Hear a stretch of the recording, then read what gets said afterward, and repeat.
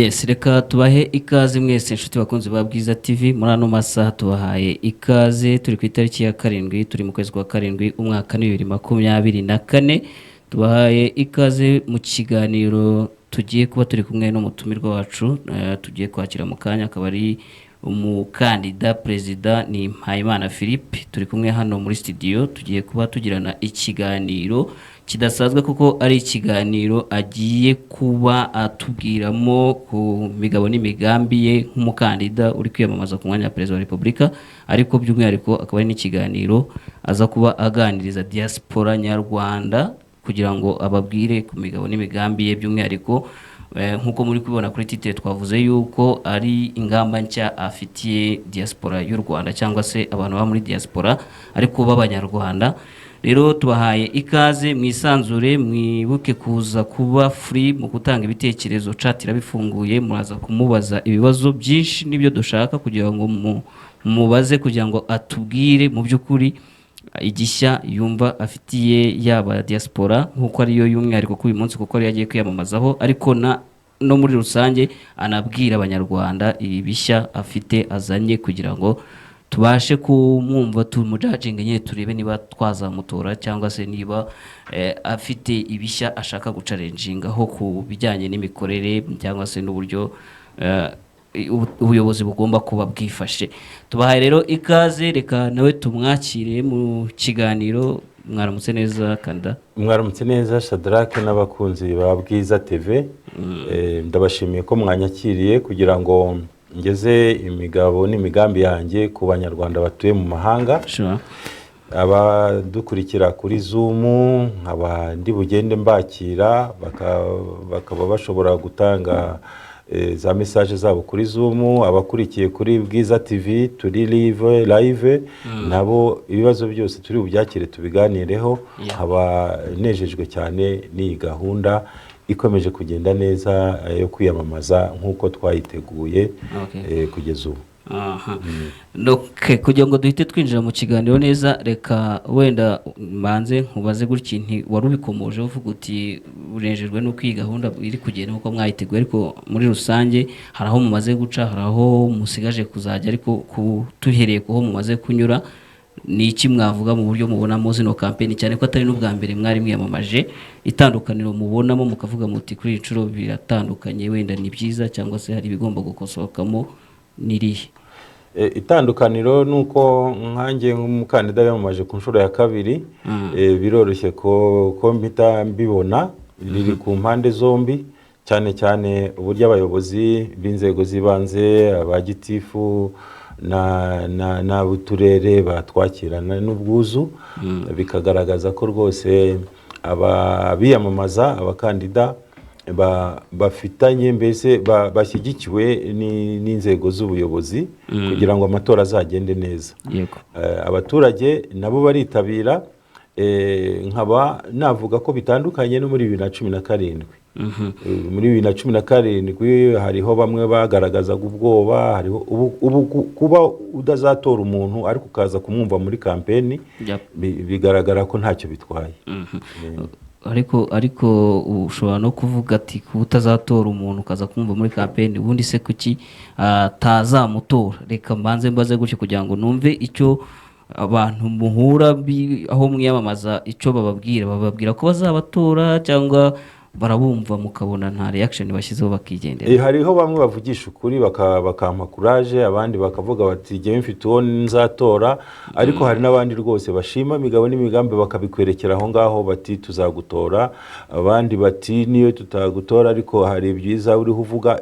Donc ku buryo urasanga ko abanyarwanda rwose baragenda batanga ibitekerezo neza kurusha mbere, ubona ntacyo bagukinze. Ku bwitabire mubona hari impinduka zirimo ho? Ku bwitabire bw'umukandida wigenga biracyasa n'ibya mbere, ariko ni ibisanzwe imikorere yanjye. Abantu baza navuga ko ngenekereje bagera nko ku 1000, hariho aho bagiye barenga nk'ibihumbi 2,000, ariko kuko imikorere y'umukandida wigenga ni muri ubwo buryo njye mbona baba ari benshi kuko tubategura tuhageze aho twiyamamariza, yego, noneho tukabatumira tukabereka ko tuje kwegera abaturage. Iyo rero twahisemo umudugudu mutoya cyangwa se umujyi mutoya, abantu baba bake, nta bantu bava mu tundi turere baje muri kampeni zanjye. Iyo twahisemo umujyi munini, abantu baba benshi, ku buryo kugeza ubu umubare uzagewe mbona ushimishije. Hanyuma mwarimu bikomojeho ku bijyanye no mu migabo n'imigambi mugenda mubagezaho, reka aba ari byo twinjiramo kuko n'ubundi abantu ibyo bakeneye kumva cyane, bakeneye kuvuga bati Mpayimana ari kutubwira ko azadukorera iki n'iki n'iki na kiriya. Reka twumve ku migabo n'imigambi mugenda aho mumaze kugera, icyo mwabwiye abaturage mwitegura kuzabakorera nibaramuka babagiriye icyizere bakabatora. Nibyo murakoze, natangaje imigabo n'imigambi irenga 50, gusa uyu munsi nifuzaga ko turi butinde kwijyanye n'abanyarwanda bo mu mahanga, turabigarukaho, ariko mu ncamake sinabura kuvuga ko natangaje ko mu buhinzi nzaharanira ko ibibanza byubakwa bitamara imirima vuba vuba, habanza kwigwa uburyo bwo gutoza abanyarwanda kujya bubaka inzu nini zigeretse aho kwihutira kumara imirima, nubwo biba byarashyizwe ahagenewe kubakwa ariko bikitondeshwa. Ikindi nanone mu buhinzi n'ubworozi nuko nashyigikiye kongera ibiribwa dushingiye cyane guteza imbere ubworozi. Yego. Aha kuri ingingo y'ubworozi niho ndi bwongere kugaruka ku diaspora, kuko turashaka abashoramari bashya bafite n'ingufu. Niba ko dushobora gushyigikira imishinga y'ubworozi mu banyarwanda bari mu Rwanda, ariko tukanereka abanyarwanda bari mu mahanga ahantu hashya bashobora gushora imari, ku buryo ubworozi dukora mu Rwanda bwakwikuba nk'inshuro 10, bakagira uruhare kugira ngo u Rwanda rube mu bihugu bya mbere bishora ibintu bikomoka ku bworozi, ku matungo, ku mafi, ibintu nk'ibyo. Noneho ubwo reka tuvuge ko ku buhinzi ibyo nibyo by'ingenzi, uretse ko nanasaba ko ubworozi buhabwa intera yihariye, ndetse na minisiteri ikaba yakwitwa iy'ubuhinzi, ubworozi n'uburobyi. Ubuhinzi, ubworozi n'uburobyi bikajya mu muco. Urashaka ko hiyongeramo uburobyi bukaba umurimo ukomeye cyane nawe ugomba gutezwa imbere.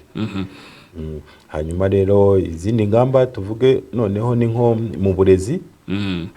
Mu burezi nshaka ko abana boroherezwa imibereho, aho kujyana amakayi buri gihe igikapu kimushengura urutugu, ibigo bigasabwa ko bigira aho babika ibikoresho by'abana. Ni nako n'abitwaza amatora bagiye kwiga bava mu karere kamwe bajya mu kandi, nzasaba ko biba bibujijwe ikigo kidafite ubwo bushobozi bwo kubika no kugira amatora z'abanyeshuri kikamburwa uburenganzira bwo kubaho. Ubundi ku burezi nanone nuko nsaba ko abana bagaburirwa ku ishuri, barya bakijuta. Sinzi niba nakomeza. Ndikubyumva, ahubwo reka manze numve kuri uku kurya bakijuta. Hari ubwo abantu bajya bavuga bati zimwe mu mpamvu zituma abana bashobora kuba batarya ngo bijute harimo uruhare rw'ababyeyi rukiri ruto. Ababyeyi bamwe ntibari bitabiriye ino gahunda yo kugaburira abana ku mashuri. Sinzi niba mwebwe mutabona nk'ikibazo ko nta kwenda leta itagize, ahubwo akaba ari ababyeyi babigenda mu biguru ntege. Ababyeyi ntago babuza abana kujya ku ishuri, kuko iyo gahunda ndavuga gukontributinga ngo batange umusanzu wabo mu gufasha abana, ku buryo bwo gufasha leta kuba yabasha kubona icyo igaburira abana. Ibyo ni kimwe na school fees. Umubyeyi wajyanye umwana ku ishuri agomba kwishyura amafaranga asabwa. Yaba school fees, yaba contribution, yaba ibikoresho. Ahubwo ikintu cyonyine mu byo nteganya nuko niba umubyeyi agaragaza ubushobozi buke bwo kwishyura, umunyeshuri agomba kugaburirwa kandi akiga. Noneho leta niyo yonyine imenya ubushobozi bw'abaturage, igomba gufasha noneho ibigo gukurikirana kwishyuza ababyeyi baba batishyura. Abakeneye gufashwa bagafashwa, ariko leta ikaba ariyo ibikurikirana. Wakomeza ntacyo ku burezi. Ariko mu burezi rero icyo narangirizaho nuko nsaba ko ya myenda baha abanyeshuri bajya mu mashuri makuru itarobanura, itagira impamvu. Ni ukuvuga n'abashaka kujya mu mashuri yigenga Yego. bakaba bakeneye umwenda, uwo mwenda nube ufunguye ku banyeshuri ahubwo bose. se hari icyo mwatekereje kuba bavuga ko ari na mutoya?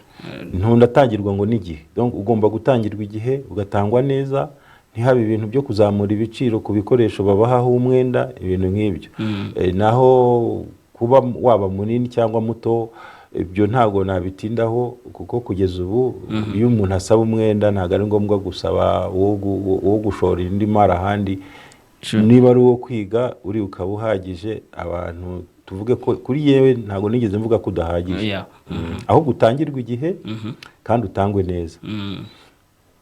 Mu by'amashuri navuga ko ari ibyo.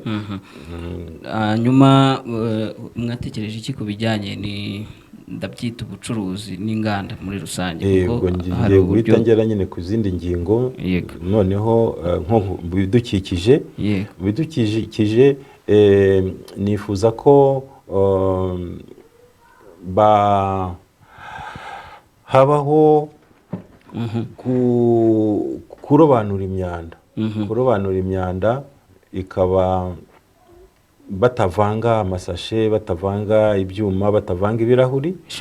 Uko rero barobanura imyanda, niko hazaba no gutsura inganda z'ibikomoka ku bishingwe. Gusubiramo. Yego. Gusubiramo rero inganda zisubiramwo ibintu biba byarakoze byarashaje, ni hamwe mu nzira yo kuzateza imbere ubukungu bw'igihugu cyacu. Navuze hamwe no guteza imbere ubworozi bukikuba inshuro 10, noneho no guteza imbere inganda zisubiramo ibishingwe. Yego. Ahandi nanone inganda nanone icyo nzivugaho nuko inganda z'abaturage, inganda ziciriritse zigomba guhabwa ingufu, aho guhora dushyigikira inganda nini cyane. Inganda nini zisaba ko abaturage bazikorera, bazihingira, noneho ugasanga abaturage bariyibagiwe. Yego. Kandi twaje gusanga ko n'ubundi ntibazihaza. Niyo mpamvu rero tugomba gusaba ko inganda nini zishakira ubundi buryo nabwo bwo kwishakira ibyo zikeneye, ibikoresho zikeneye, zikishyiriraho imirima, zikishakira ibikoresho, noneho abaturage nabo imisaruro bifitiye nabo bakashyigikirwa mu kuyihindura. Yego. Nk'inganda zikora urwagwa rw'abaturage, inganda zizenga ikigage, inganda zikora ifu, inganda zisukura ikawa, ibyo byose ku rwego rw'abaturage zishyigikirwa. Ni ukuvuga ko ni imwe mu ngingo yo guha ubushobozi abaturage, nayo nshyira imbere. Yego. Reka wenda sinzi niba hari ibindi mwagiye mubabwira kugira ngo kumva uburyo mugenda mubibabwiramo, ahanini buri icyo mba nshaka kugira ngo numve ni ukumva uko bo babyakiriye, uko mwabibwira, kuko mubona babifata nk'aho cyari ikibazo, bakavuga bati ako kantu mugakemuye twaba tugize amahirwe. Ni ikibazo kuko ubushakashatsi bwagaragaje ko inganda nini zidahazwa n'ibyo abaturage bazikorera. Ni ukuvuga ko abaturage nabo bagaragaza ko hari ibyo beza, hari utuntu bagerageza kwikorera ntibagere kure. Yego. Ugasanga ntibageze ku buziranenge, ukumva bafunze ibintu runaka ari hakora mu giturage kuko bidafite ubuziranenge. Aho kubifunga rero twafasha abo baturage kugira ngo bigere ku buziranenge. Urumva ko ni impande zibiri. Harimo wenda bya bindi bivuga ngo inzoga zitemewe, ngo z'inkorano, ibintu by'inkorano. Ibintu abantu batangira buri gihe bakora, ariko aho kubabuza ko ibintu bitemewe ni ukubafasha kugira ngo byemerwe. Nicyo nifuza. Ndumva atari igitekerezo kibi. Hanyuma mu bindi ndi kugira ngo twihute kugira ngo tujye kuri bano ba diaspora, kuko uyu munsi wari uwabo, wenda n'ibindi tuza kubigarukaho muri TVR tunarebeye hamwe ibibazo byabo. Nibutsa abantu mudukurikiye ko mwemereye kubaza ibibazo hano muri chat. Mushobora no guca kuri nimero ya telefone, reka nze nyiboherereze nimero mushobora kunyuzaho ibibazo n'ibitekerezo, nk'uko mushobora no kuyihamagara mukaganira nawe mu kiganiro. kuri ino nimero nubwo byanditse ko ari mu kiganiro isanzura ariko si mu kiganiro uyu munsi ntabwo turi muri isanzure ariko naha muri isanzura it's okay. So mushobora kunyura kuri ino nimero mukatwandikira mukatubwira ibibazo ibitekerezo mwumva ko mwifuza kubaza uyu mukandida perezida, ariko muri rusange uyu munsi ubundi wari wagenewe diaspora, ariko ntibikuyeho ko tubanje no kumva uko ku bandi baturage byifashe cyangwa se icyo agenda babwira n'icyo bagenda bamusubiza. Hanyuma hari ibisigayemo, hari ingingo nabwiye ko ni ingingo 50. Sure, ntago niba yenda bagenda bazivugaho tukazivugaho cyangwa nabanza nkazirondora zikarangira na kwihutisha. Sure, nta kibazo. Ahandi ni uko nsura ubukerarugendo, ubukerarugendo bwo mu cyaro, ngatsura ubukerarugendo bwo guhanga udushya. Hari igihangano nasabye ko zacyazubakwa ku musozi wa Crete Congo Nile, kigaragaza ko hari ahantu Imana yahagaze kuri uriya misozi ikohereza amazi amwe ibumoso, ayo najya muri Kongo, andi buryo ajya muri Nile. Urumva ko u Rwanda rero rwatoranijwe n'Imana kubera iyo mpamvu ikirango cyangwa se igikorwa kinyubako ikomeye yaba igaragaza aho hantu nk'umugongo wa Afurika cyangwa se agasongero ka Afurika kari mu Rwanda birakenewe. Hanyuma tugatsura ubukerarugendo bwo mu cyaro, kandi tukaba twanaharanira kugira nk'inyubako nini mu mujyi wa Kigali yabarwa mu nyubako zikomeye ziri hejuru cyane nyafurika. Birashoboka, dushobora no guhera no kuri convention center tukongeraho izindi etage. Unyibukije ikintu hari akuntu ngo wabivuze kuri convention aho mwanyize ko birashoboka mukongeraho, dushobora kongeraho izindi etage ikagenda ikagera metero nka 390. iya mbere ubu muri Afurika ifite 390. niyo twageza kuri 391 yabibaye iya mbere muri Afurika. Ni inyubako mubona ikenewe mu ishema ry'u Rwanda. Tugomba gukora ibishoboka byose. Hanyuma icy'ingenzi ni uko bishoboka. Hari abandi bagiye babishobora bakigarurira ba mukerarugendo, kandi yanakorerwamo, ntabwo zaba ari etaje gusa zo kurebesha amaso. Oya, ugomba kuba mwarabibonye nk'iriya nyubako. Ahubwo hari abantu n'ubundi turi mu kiganiro buvuze ku by'inyubako, ndibuka hari abantu bamwe bajya bavuga ko ahubwo hari uburyo mu Rwanda dushobora kuba tugira infrastructure nyinshi, ndavuga ibikorwa remezo, inyubako, amasitade, ibiki, ariko tudafite icyo kubikoreramo. Sinzi niba mwebwe mubona hari ikintu cyo gukorera muri ibi bikorwa remezo tuba dufite. Mu mavugurura iyo ngingo nayivuzeho, hari inyubako nyinshi z'ubucuruzi bakora, ugasanga jewe nsaba ko ubucuruzi bwajya bukorerwa gusa muri rez-de-chaussée, muri iriya inzu zo hasi. Noneho inzu zo hejuru zose zigomba guhindurwa izo guturwamo. Ni ukuvuga ko igishushanyo cy'imyubakire y'inzu z'ubucuruzi nsaba ko cyahinduka, hakajya haba ibyo bita centre commerciale, mbese cyangwa se inzu zivanze, ni ukuvuga niyo ubucuruzi ikanaturwamo. Kuko abakiriya n'abantu bakodesha, nta mukiriya ushaka kuzamuka muri etaje hejuru kujya gushaka ikintu. Niyo mpamvu rero inzu nyinshi z'ubucuruzi zubatswe zikoresha hejuru ya 30%.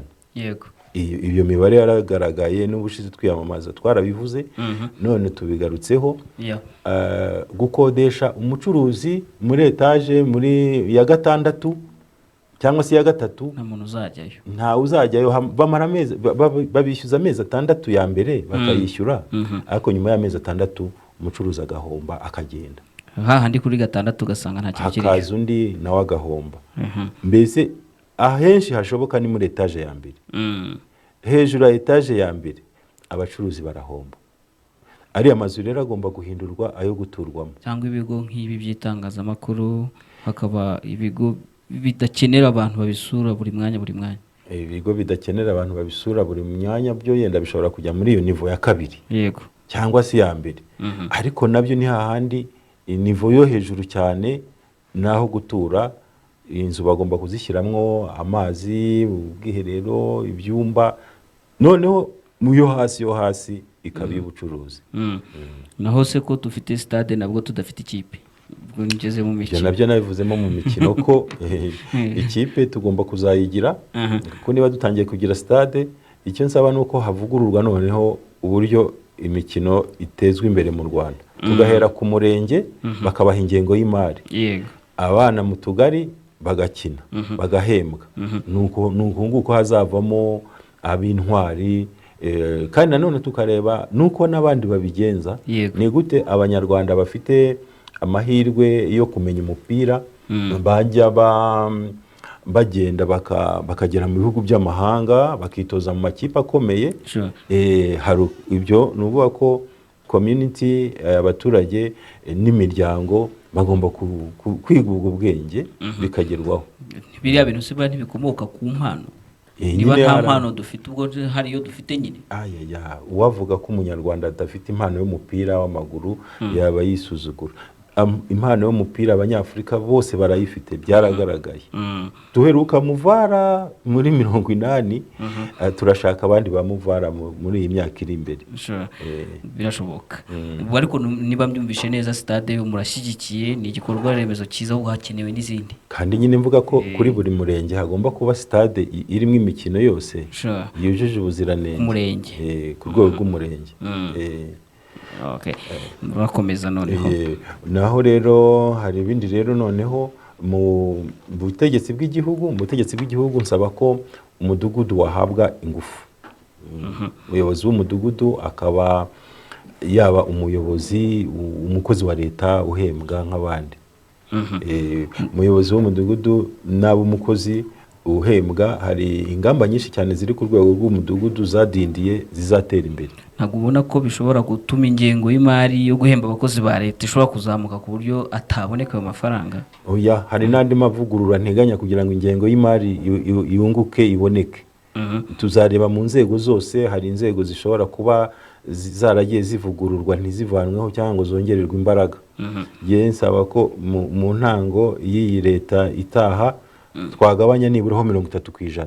Ayo 30% agabanywaho ahita ashyirwa noneho muri ibi bishya turiho muri izi ngamba nshyashya tuba tuvuga nkarura rwego rwose rwabizamukiramo hanyuma kuri icyo cyo guhemba abo ba mudugudu reka mpite nanibaza ku bijyanye ikibazo cy'umushahara fatizo urabona ko umushahara fatizo mu Rwanda wakomeje kuba ikibazo ntabwo uraboneka ntushobora kuvuga ngo ugiye kuhembuka abantu hari 5 cyangwa 2 nabundi ntacyo bigiye kumumarira cyangwa ari cyo watekereje ku mushahara fatizo nari gitekerejeho nakivuzeho umushahara fatizo ugomba kuba ihame kandi ugashingira ku masaha y'akazi ni ukuvuga ko tugomba kwibaza ubushobozi bukenewe bw'umukozi bw'ibanze niyo byaba 70,000 cyangwa se 60 bikaba bizwi noneho tukareba bihwanye n'amasaha ngahe y'akazi umukozi aba yakoze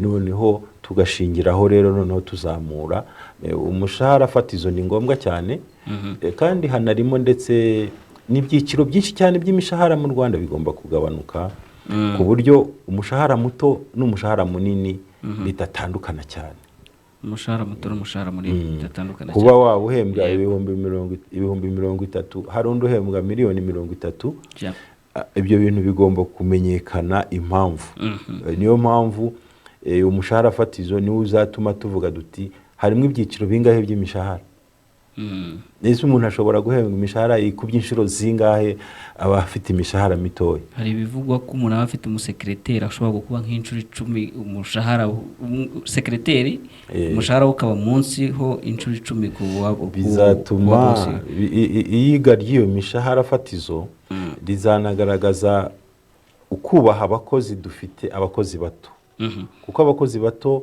nibo bakora akazi noneho abakuruzi bakuru barakorana ubwo rero kubaha umukozi muto bizatuma nta murimo usuzuguritse wongera kubaho niyo mpamvu kubazamura gato noneho ni minini cyane bakasa n'abagabanyaho gato amahirwe ntabwo imishahara minini mu Rwanda ari myinshi ntabwo ari myinshi ntabwo ifitwe n'abantu benshi mbese icyo dukeneye nuko abakoresha bamenya ko umukozi ari ubyara ubukungu bwe niyo mpamvu kumubwira iti aho wakoreshaga abantu umuntu umwe agakora umunsi wose ushobora gukoresha abantu 2 niba umuntu umushaka ko akora amasaha menshi cyane mwongerera umushahara. Sure. Niyo mpamvu umushahara fatizo uzajyana n'itegeko rishyira amasaha nk'ishingiro ry'iyo mishahara. Wakomeza noneho kuri bya bintu 50 tukire nkiri mu butegetsi bw'igihugu. Ikindi nsaba ko hazavugururwa ni mitorere y'abadepite. Abaturage rwose bakomeza kuvuga bati turabatora mukigumira i Kigali. Nsaba ko abadepite bazajya batorwa mu karere.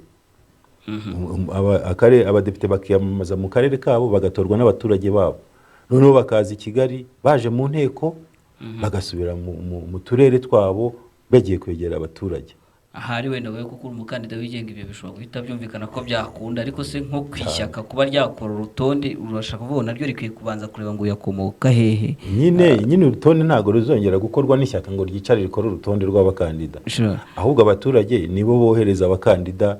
Noneho birumvikana ko buri shyaka riba rifite abarwanashyaka muri buri karere, ariko bakiyamamaza mu mazina yabo. Yego. N'abaturage bazi bati uyu mudepite uri mu ishyaka runaka ni uwacu niwe tuzatuma. Yego. Bamwe bagahitamo gutuma uwo mu rindi shyaka, abandi bagatuma uwo mu rindi shyaka. Niho bamwe batsinda, amashyaka amwe atsinda andi ntatsinde. Ubundi se ubona kuba badakomoka mu gace aha n'aha ari cyo gishobora gutuma abadepite badatanga umusaruro muzima? Kuko ndashaka kubishingira ko hari ibyo ndumva ari RPF waherutse kubitangaza niba ntibeshya ko ubutoya bw'iki gihugu cy'u Rwanda butuma atari ngombwa ko babanza kureba ngo uyu aturutse aha nawe yaturutse aha, cyane ko umugani n'umuco n'umwe w'abanyarwanda. Kuba waba waturutse Nyagatare undi yaturutse Rubavu ntago bikuraho ko ari abantu bahuje umuco. Rusizi nabo ni uko nguko, usanga difference ibintu batandukanye hatari byinshi. Sinzi mwebwe niba mubona ko kudakomoka ahantu runaka bishobora gutuma aho hantu hatitabwaho. Ntabwo njya nemera ko igihugu cy'u Rwanda ari gito. Yaba cyabaga gito nari kwiyamamariza i Kigali gusa nkigumira hano. Ariko ubu ngubu tumaze kumenyera ko dufite uturere 30. Abaturage batuye mu turere 30 biyumva iwabo ko ari muri ako karere. Ubwo rero iyo myumvire tumaze kugeraho ishingiye ku turere dutuyemo ikwiye gushyigikirwa. Noneho ntabwo ari gito ibyo nabihakanye, ahubwo noneho kubera ko hari n'abaturage babibaza barabyibariza bati turabatora ntimugaruke. Nuko nyine ishyaka riba ryabahaye abantu, umunsi bo bazaba bazi ko ari bo bitumiye abantu bazagaruka, bazababona, mbese bakiyamamaza nk'uko umukandida wigenga yiyamamaza. Okay, ndabyumvishe. Hanyuma ibyo nari nkomojeho se urumva hari uko abaturage babivuga, ariko hari nuko namwe mwabibonye ku mikorere y'inteko cyangwa y'inteko ishinga amategeko yacu hano mu Rwanda. Ese koko ntago basubirayo cyangwa abaturage wenda barabashaka birenze uko bo basubirayo? Ntago rwose basubirayo bihagije. Uburyo bikorwa ndetse usanga ahubwo abagize guverinoma ari bo bakora kurusha abagize inteko z'abaturage. Usanga abaminisitiri aribo begereye abaturage kurusha abadepite, kuko buriya guverinoma hari ukuntu ishinga buri mu minisitiri akarere runaka ugasanga afite inshingano yo kwegera abaturage. Uwo muri mu bunini w'abadepite, kuko abadepite nibo bagomba kugenzura guverinoma niba ikora neza. Ubwo rero umurimo wo kuvugira abaturage rwose abadepite bagomba kongeramo agatege. Abaturage muri karere bakaba bazi bati nibura rimwe mu kwezi hari abadepite 2 cyangwa 3 bitwa kanaka dufitiye na telefone tugezaho ibibazo byacu.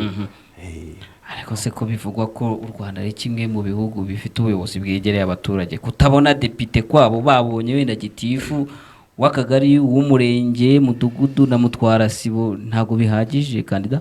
Kwegera abaturage uri umuyobozi ubegera kubera yuko ugiye gushyira mu bikorwa ubuyobozi. No kuvuga ko buri executive. Abayobozi bibanze baba ari abayobozi b'abaturage. Ubegera n'ubundi ugiye kuyobora. None abo baturage nabo mwegerana nyine muri ubwo buyobozi bwa buri munsi. Yego. Ariko rero leta y'u Rwanda ni demokarasi ifite inzego 3. Yego. Urwego rw'abadepite se niba abaturage begerana n'inzego z'ibanze urwo ntiruba rufite umurimo warwo. Umurimo rero w'abadepite ni ukureba yuko koko uko kwegerana n'abaturage bihoraho biriho. none se abadepite uko mbizi sinzi yuko badafite mu nshingano zabo hari execution ibamo, hari ugushyira mu bikorwa bibamo hari bagenzura ishyirwa mu bikorwa by'ibiba byateganijwe n'amategeko. mukavuga muti rero ntabwo babigenzura batabizi, batazi ibyakozwe, umugani ntabwo babigenzura batazi uko byakozwe bicariye muri ofisi. Abaturage bavuga ibyo ngibyo bayoboye yuko bafite abayobozi b'ibanze barabizi, ariko bashaka abo bisangamo. Abo bisangamo rero ni abadepite. Abadepite nibo baturage ubwabo, nibo bahita bahindukira bakababwira bati yego abayobozi barakora baratwumva, ariko turifuza ko namwe mutuba hafi kugira ngo mujye mubaduhiturira. Niba hari amategeko atameze neza tuyakosore. Donc abadepite, abaturage bakomeje kubivuga ko mubona ko bikwiye ko batabegera bihagije. Birumvikana. Hanyuma indi ngingo ku nzego z'ibanze ndumva birumvikana igihe umudugudu azaba yagizwe umukozi wa leta. Icyo mvuga ni uko mu bikorwa byagiye bidindira harimo nk'itorero ry'umudugudu rizahita ribona imbaraga. Noneho abanyarwanda batarame bahige kandi banicare banakurikire gahunda z'uburere mboneragihugu ku buryo buhoraho. Ubwo urumva ko rero ni naho na rya torero ry'umudugudu nsaba ko no mu mahanga rizakora cyane. Urumva ko noneho ndagenda ngana mu badiaspora. Ndi kubyumva uko abanyarwanda mu Rwanda bicara bakaganira bakishakamo ibisubizo, niko noneho n'aba badiaspora urwego rw'itorero ry'umudugudu rizaba iwabo nabo bakaganira. Noneho ibintu byinshi by'ubuhezanguni, ibintu byo guhakana jenoside, gupfobya, gushaka kugira uruhare mu mitwe ishaka guteza umutekano muke muri Afurika. Noneho niho kuko baba baturanye abanyarwanda mu mahanga, umwe akumva akiyita ko ari uw'i Kigali, undi akiyita ko ari uwo mu mahanga, bazajya baganira batebye baterana urwenya birangirire mu kuri. Noneho bavuge bati ese wa mugani ibyo ndimo nkora kubera iki bitagira umusaruro. Ndaje diaspora ndaje tuyigarukeho by'umwihariko wayo. Ariko tukiri kuri izo ngingo 50 hasigayemo izihe? Hasigayemo izijyanye n'ibikorwa remezo, kuko ibikorwa remezo nari nabikomojeho igihe twavuga ku mastade. Ibikorwa remezo cya mbere twavuze ni amastade ku rwego rw'umurenge. Icya kabiri ni amazi, nifuza yuko yakwinjira mu mazu y'abantu, ubwo ni uguteza imbere mbese umwuga w'ubuplombiye. Noneho ikindi gikorwa remezo gikomeye ni uko imihanda yacu uko tuyubaka mu Rwanda yose harimo inenge ni uko aho imihanda yose ihurira ntabwo bateganije uburyo bwo kwihutisha imodoka. Uburyo bwo kwihutisha imodoka aho imihanda ihurira muri za rompuwe, muri za Carrefour no kuri za zebra crossing. Ni ukuvuga ko uragenda ku muhanda munini cyane, urabona nk'Ikamonyi, nka hano Kamonyi cyangwa za Rugobagoba cyangwa mbese cyangwa se no mu mujyi, umuhanda munini cyane uriho wihuta ukajya ukabona uguye kuri zebra crossing. Izo zebra crossing ubundi zigomba kuba agateme kaba karateganijwe mu gihe bubaka umuhanda. Bavuga ati abantu bazava hariya bajye hano baciye munsi y'umuhanda cyangwa hejuru. Ni nako n'imihanda cyane cyane mu mijyi imwe igomba guca munsi y'iyindi. Hari igihe mbivuga abantu bagahita bagira ngo ni ibintu biremereye cyane bizasaba imari nini cyane bakabitinya. Nyamara rwose ni ibintu byoroshye. Icyo tugomba gukora ni uko tuhindura abo tugirana amasezerano mu kubaka imihanda, tukababwira duti mukore ku buryo bwose imodoka zitaza ngo zigongane. ndetse akenshi na za feruje ziragabanuka, za zebra crossing zikagabanuka. ko hari abantu bashobora kuza kukubaza bati ibyo urabishakira iki ko nta mpanuka tujya tubona muri izo feruje, muri izo zebra crossing? Impanuka zirahari, icyo ni kimwe. Icya kabiri ni uko igihe abantu bata ni kinini cyane, kandi igihe nacyo ni ubukungu. Kunguka rero iminota 5, iminota 10 tuvugurura ayo mahuriro y'imihanda, ni nako n'ubukungu bwacu buzatera imbere. Iterambere ryihuse, ryihuta nyine niyo n'imodoka yihuta. N'umunyamaguru uva ku ruhande rumwe ajya ku rundi akeneye kwihuta, gutegereza imodoka cyangwa imodoka igategereza umunyamaguru, kandi byashobokaga ko umwe aca hasi y'undi n'undi hejuru y'undi. Ibyo tugomba kubikora tukabigeraho. twe gutindira aba diaspora bacu. Nibyo ubwo rero indi ngingo yenda nayo nijyanye n'umuryango. Umuryango nshaka ko umuryango reka tuhatinde ahantu naho ho gatoya, kuko ku muryango havugwamo ibintu byinshi. Umuryango ndetse mbona minisiteri hari itegeko riherutse gutorwa riteza polemique ku mbuga nkoranyambaga. Nibaza ko namwe mwarabibonye murakurikira. Gushyingirwa ko bagejeje 18. Abantu bamwe baravuga bati 18 uwo muntu n'ubundi aba ari mukuru, abandi bakavuga bati niba bemeza ko ari mutoya naba ari mutoya, bye kuvuga ngo noteri namara kubyemeza ngo noneho yashyingirwa. Ubundi amategeko aba agomba koroshywa. Mu Rwanda twemera yuko umuntu ufite imyaka 18 ajya mu cyiciro bita ko ari mukuru. Kuba bashyiraho andi mabwiriza yandi baremereza itegeko, bigabanya ubwisanzure. Kuvuga ngo umuntu ni mukuru ariko ntashobora gukora ibi n'ibi, ubwo ntabwo uba wemera ko ari mukuru. Ntabwo ubyemera. Niyo mpamvu niba twemera ko umuntu aba ari mukuru ku myaka 18, ibindi byose tubimwemerera. Kuko sina ngombwa ko dutinda ku ngingo yo. Ariko se nanone ntiwibaza igituma wenda ubwo ndabasa nasubiye n'inyuma ho gatoya, kuba iyi community nyarwanda yari yabigizeho ibyo bibazo byose, ariko ubwo ndiriya tegeko ryo ndiho, ariko ya nteko twahoze tuvugaho ikaba yarabitoye. Iyo birebye ubona hari abavuga bati wajya ngo iyi nteko ntago ikorera abanyarwanda. Iyo birebye ubona harimo ikibazo cy'inteko, cyangwa koko byari bikwiriye hari ubundi bushishozi bikeneye community idafite. Amategeko yose agendana n'igihe. Iyo nteko iba ari icyo gihe. Niyo mpamvu tuzavugurura ejo bundi hakaza indi nteko. Inteko ubwo izareba urugero mbaye nyirimo cyangwa nkaba ndi mu wabitora urumva ko giye igitekerezo cyane nagitanze. Amategeko agomba koroha, akumvikana. Sinkeneye kuvuga ngo abantu bakundanye bagomba gushyingiranwa ryari. Ndetse amategeko y'urukundo n'ubuzima bwite bw'abantu ntabwo tugomba kwinjiramo cyane. Tuvuge ngo umuntu tuzamwemerera gushyingirwa atanze ibisobanuro ibi n'ibi. Ese nanone ko wari ugiye gukora ku muryango nitudashyiramo ako kantu tugasanga tumwemereye atashobora kumanaginga urugo, ejo tukumva gatanya zibaye nyinshi. Nyine itegeko rigomba koroshywa. Yego.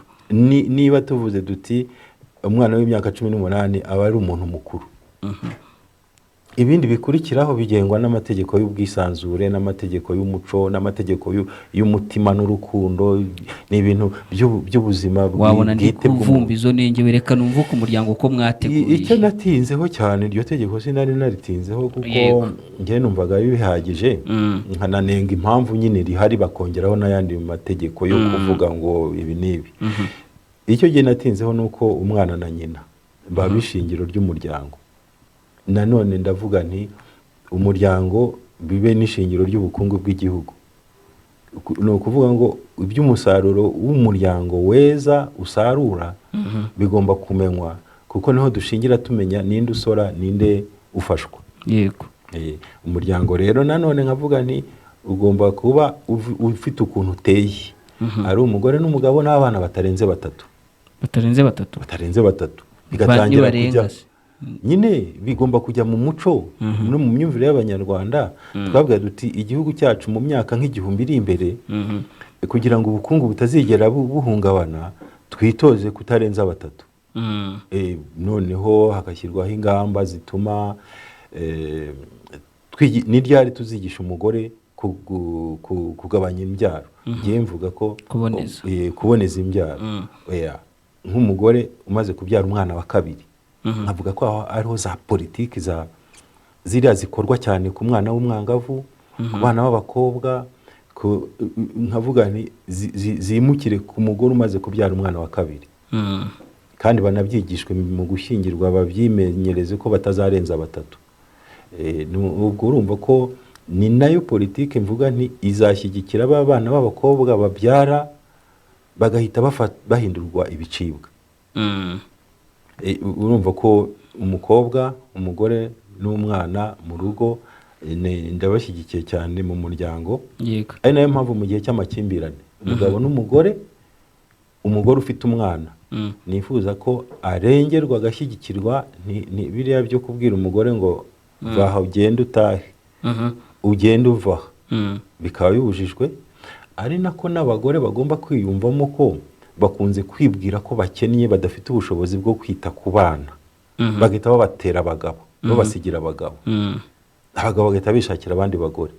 Urumva ko abagore bakenewe gushyigikirwa kugira ngo barere abana babo mu gushyigikirwa. Ndibaza hejuru y'itegeko ry'uburinganire ndetse no kuba ubwabo dukunda kubona bagenda bavuga ko bahawe agaciro, gushyigikirwa gushya muzanye ntabwo ndi kubyumva niba ndabyita en pratique, mu buryo bwo kubishyira mu bikorwa baracyabura iki? Baracyabura kwiyumvamo ubwo bushobozi bw'uko bashobora kurera umwana. Niyo mpamvu itegeko rimubwira ati urashyigikiwe igihe umwana akiri muto. Ubuto bw'umwana mu Rwanda ni imyaka 7. Jewe akenshi navuga ko ari nk'imyaka 5, ariko kumva yuko ashyigikiwe bizamwongerera ubushobozi bwo kwiyumvamo ko adakennye, kuko niba akennye hazaba ingamba zo kumufasha. Hanyuma abadamu, hari aho tujya tubona abagabo bavuga ko abadamu ahubwo babonye gushyigikirwa nuko nguko bahawe, uvuga ko wenda hari ibindi biburamo, bakakugenderaho bakaba ahubwo nabo basigaye bakeneye kuba aribo bigizwe inyuma, niba ariko nabivuga, kubera ko bashobora kuba bakandamiza abagabo hamwe na hamwe, cyane cyane mu byaro. Sinzi niba mwebwe hari icyo mwabibonyemo cyangwa icyo mwabivugaho. Nsanga ikibazo cy'abagabo kitaragera aho cyafatirwa amategeko yihariye. Abagore baracyakeneye kuzamurwa no gutezwa imbere. Noneho hariho igihe birumvikana bashobora kuzarengera, yego, ariko icyo gihe ntikiragera. Turacyasaba byinshi byakorerwa umugore n'umwana kugira ngo mu muryango koko bibe bihamye. Mpamya agiye ku ruhande rwanjye ko umugabo byaratangiye, ariko ni byiza ko dutangira kubitekerezaho, cyane cyane ibijyanye n'imitungo. Nibyo abantu bariho batekerezaho, kuko hari aho abagore bamwe na bamwe bashyingirwa babona hari nk'imitungo y'abagabo bashaka kugabanamo kabiri nyuma y'igihe gito. Ririya tegeko ryo bazakomeze barivugurure, bavuge bati mubanye n'umuntu mugatana mu gihe kingana iki, ntabwo kugabana bizagira agaciro. Ariko ibyo sinabitinzeho.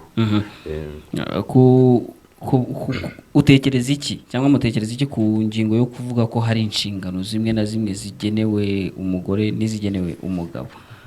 Birakwiriye koko cyangwa abantu mu buringanire byose babikora? Si wa muco wa kera se? Icyo uvuze ni wa muco wa kera.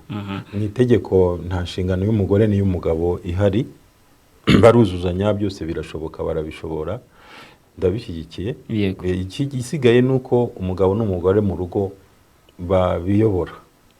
Ni leta yigenga. Iyo bagabanya imirimo bwabo, niba babigabana nta kibazo. Uko babigabana nicyo cy'ingenzi. Ubwo rero mbere yuko tugaruka kuri diaspora, navuga ko nasabye ko urubyiruko, abana barangije amashuri yisumbuye bajya baca mu gisirikare. Nsaba ko kubera iki aho ngaho, kubera iki abana barangije yisumbuye bajya baca mu gisirikare? Hari utabikunze, hari utabuyumvamo iyo passion, kuki mushaka ko babanza guca hariya? Ikibazo se cy'ingabo dufite? Ni ikibazo cy'uko isi turimo na Afurika turimo, bigaragara neza uruhare rw'ingabo mu kubaka igihugu. Noneho no kwigisha discipline.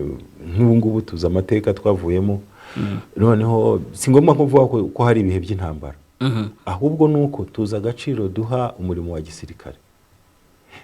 Uri mu byigisha discipline, uri mu byigisha ibyo rero nkasanga nkavuga nti ngiye ni ku myumvire yanjye ndavuga nti kuko nkanjye ubwanjye ntabwo ari ku myumvire yawe wasaci, ni ku myumvire ya nyungu kandida z'abaturage. perezida. Uramutse utowe nuko byagenda. ndabyifuza. Ndibaza izo ngabo twazikoresha iki se nanone nk'abantu barangiza ari benshi ngo ntibazaba ari nyinshi. ni byiza nyine ko oya nyuma yo guhugurwa amezi 6 cyangwa umwaka umuntu noneho yemererwa gusubira mu mirimo isanzwe no mu mashuri makuru, ariko nibura yarahawe ayo masomo. Yego. Ni ukugira ngo abanyarwanda bose babe, kuko nkanjye bambwiye ngo njye mu gisirikare nararengeje. Nibaza impamvu batabimbwiye mbere mfite imyaka 18. Ubwo rero urumva ko icyo numvishe ko mwabikundiye ko harimo discipline, hari ibyo batoza cyangwa hari ukuntu ari amasomo umuntu wese aba yakeneye. Niba ari ko mbyumvishe, ntabwo ari uko hakenewe abasirikare benshi, ahubwo nuko ari amasomo abasirikare baba bafite akenewe n'abantu benshi. Akenewe n'abantu benshi, kandi mu gihe cyo gukora za recruitment biroroha. Kuko nkuko dukora recruitment turi mu isi ihora mu ntambara, kubwira abantu ngo bashaka kujya mu gisirikare ni muze, abantu bagira ngo ni ukubera ko hari intambara. Ariko igihe koko bizaba hari intambara ukabwira uti abantu bakoze igisirikare ni baze, kuko ko hazaza benshi kuruta iyo tubwiye ngo bashaka kujya mu gisirikare ni baze. Ni ukuvuga ngo izo training ku bwawe nuramuka utowe ntago bazihemberwa kuba barazikoje, ntago bahembwa nk'abasirikare ngo babe bari bafite numvishe mu gisirikare bazita nimero matricule, ntago babihemberwa ibyo. Ni nkaho ni nk'itorero. Ese ubundi twavuga ko ari nk'itorero rigize imbaraga, kundi bajyaga mu Rwanda. No guha imbaraga itorero, kuko hari ababigisha intambwe intore y'umunsi umwe cyangwa se ukwezi kumwe, noneho yaba ari igisirikare nyacyo. Ndabyumvishe. Murakoze rero. Ubwo izindi ngingo zindi nagiye zirareba diaspora. Tugiye noneho kuza kuri diaspora. Gusa iyo nabanyuriramo yindi mu bijyanye n'ikoranabuhanga, nuko ikoranabuhanga abantu bagomba kumenya ko atari gusa computer. Cyaka ko imirimo yose, imyuga yose yo mu Rwanda yakorana ubuhanga, ubwo nk'ubwubatsi, abafundi bose bagahabwa inyigisho zimwe hamwe, bababwira bati inzugi zigira uburebure bureshya burya, amadirishya agira uburebure bureshya burya, inzu zigomba kugira guhumeka guteye gutya, zigomba kugira urumuri ruteye gutya, kuko usanga nyine abantu bikorera ibyo bishakiye. Ikoranabuhanga mu bintu byose, ikoranabuhanga mu myuga yose. Ikoranabuhanga ntibumve ibintu birimo amashanyarazi gusa, ntibumve amashanyarazi gusa cyangwa computer, ibyabanje gucagingwa. Ubwo rero tugiye kuza gusa niba hari kuri izo ngingo yenda hari nk'abadukurikiye bagize ibyo babivugaho. Kugeza ubu ntabyo bavuzeho, ahari nuko twari twabashishikarije ko n'ubundi ingingo y'umunsi ari diaspora. N'ikibazo mfite hano deja kiravuga kuri diaspora, wahise abaza, ariko ndumva atari cyo twaheraho nkurikije uko nkibona, ntago ari cyo twaheraho. Reka ahubwo mbanze njye niyumvire icyo muteganyiriza diaspora. Bijyanye diaspora ni abanyarwanda baba mu mahanga, reka tubisobanure gutyo. Abanyarwanda baba mu mahanga murifuza ko nabo babatora muri ano matora yo ku itariki ya 14 bo nibwo bazanatora. Ukavuga uti kuri 14 bazatore kuri no mu matora y'ubushize niho nagize amajwi menshi. Niho wagize amajwi menshi. Ubu rwose ndagira ngo bongere bakore mu ngata. Bongere bakuzirikane ubwo ubushize wenda utatsinze barebe kurona kuri haraho hagera. Reka tubanze twumve ngo ubazaniye iki ku buryo uvuga uti mwongere mu nzirikane. Ikintu cya mbere nuko na Minisiteri y'Ububanyi n'Amahanga izitwa Minisiteri y'Ububanyi n'Amahanga n'Abanyarwanda bo mu mahanga, kuko ni ngombwa ko no mu nyito ubwayo byumvikana abakumva ko bazirikanywe. Noneho ubu hitwa ari icyo bita ko hari community y'Abanyarwanda bo mu mahanga, ariko ni ka service birumvikana. Ariko noneho ndagira ngo n'umunyarwanda wese uri mu mahanga ye yumva ko hari minisiteri imureba. Noneho harimo ibyiciro nka bingahe nka bitatu bari mu mahanga. Nifuza ko habaho ingamba nshya zitandukanye n'izisanzweho zireba abanyarwanda bo mu mahanga. kuko yego dukora neza, hari ibintu byinshi dukora neza duhora dukora neza, ariko niba kugeza ubu abanyarwanda bari mu mahanga ariho dusanga abo twita ibipinga benshi. Ibipinga ni abantu baba batunzwe no gusebya no gusenya ibyiza tuba dukora mu Rwanda. batandukanye na opozisiyo birarenze, kuko opozisiyo iremewe gukora politike ugaragaza ibitagenda biremewe, ariko iyo wabigize umuco wo guhora buri gihe usenya icyo ubonye cyose uri igipinga. Birahari rero byinshi mu mahanga. Hari n'abandi bita ibigarasha. Iryo zina naryo sindikunda, ariko byarabaye abantu nabo bazatora ababishaka, iyaba byashoboka ko abanyarwanda bose bari mu mahanga batora. Iryo zina rikazavaho. Ibigarasha bivuga ko ni abantu baba barakoze muri leta iriho ku mpamvu iyi n'iyi cyangwa iriya, bagahunga bakajya mu mahanga. Rero iyo bageze mu mahanga, aho kugira ngo babe impunzi, bagaragaza umutima mubi n'urwango rwo kwanga abantu bakoranye muri leta bahunze. Hari abandi b'impunzi bo batagira uwo mutima w'urwango, baba bumva barahunze igihugu batazi uburyo bazagisubiramo, rimwe na rimwe badasobanukiwe ibiba mu gihugu, mbese bakaba ari impunzi. Urumva ko ibyo bice bitatu, igice cya kane navuga noneho niba abantu baba bari mu mahanga ariko bakurikirana gahunda ziri mu Rwanda, banazishyigikira, bitwa intore. Abanyarwanda benshi bari mu mahanga bakagira ngo intore ni izina ry'akabyiniriro, ntibamenye ko abanyarwanda bose bari muri uwo murongo wo kuba intore. Ubwo rero urumva ko ibyo byiciro bine, reka turebe buri cyiciro icyo ugifitiye. Icya mbere byose hamwe ndifuza ko itorero ry'igihugu niritera imbere mu Rwanda rikanagira n'imikorere mu mahanga, rizatuma ibyo byiciro bine bihura bikaganira, bigahura muri urwo rwego rw'itorero, kubera ko guhura mu rwego rw'ubuyobozi busanzweho, guhuzwa na ambasade, guhuzwa na Rwanda Day, guhuzwa n'izindi za gahunda nyinshi, byagiye bitagera ku musaruro. Bose bamwe bakora ukwabo abandi ukwabo.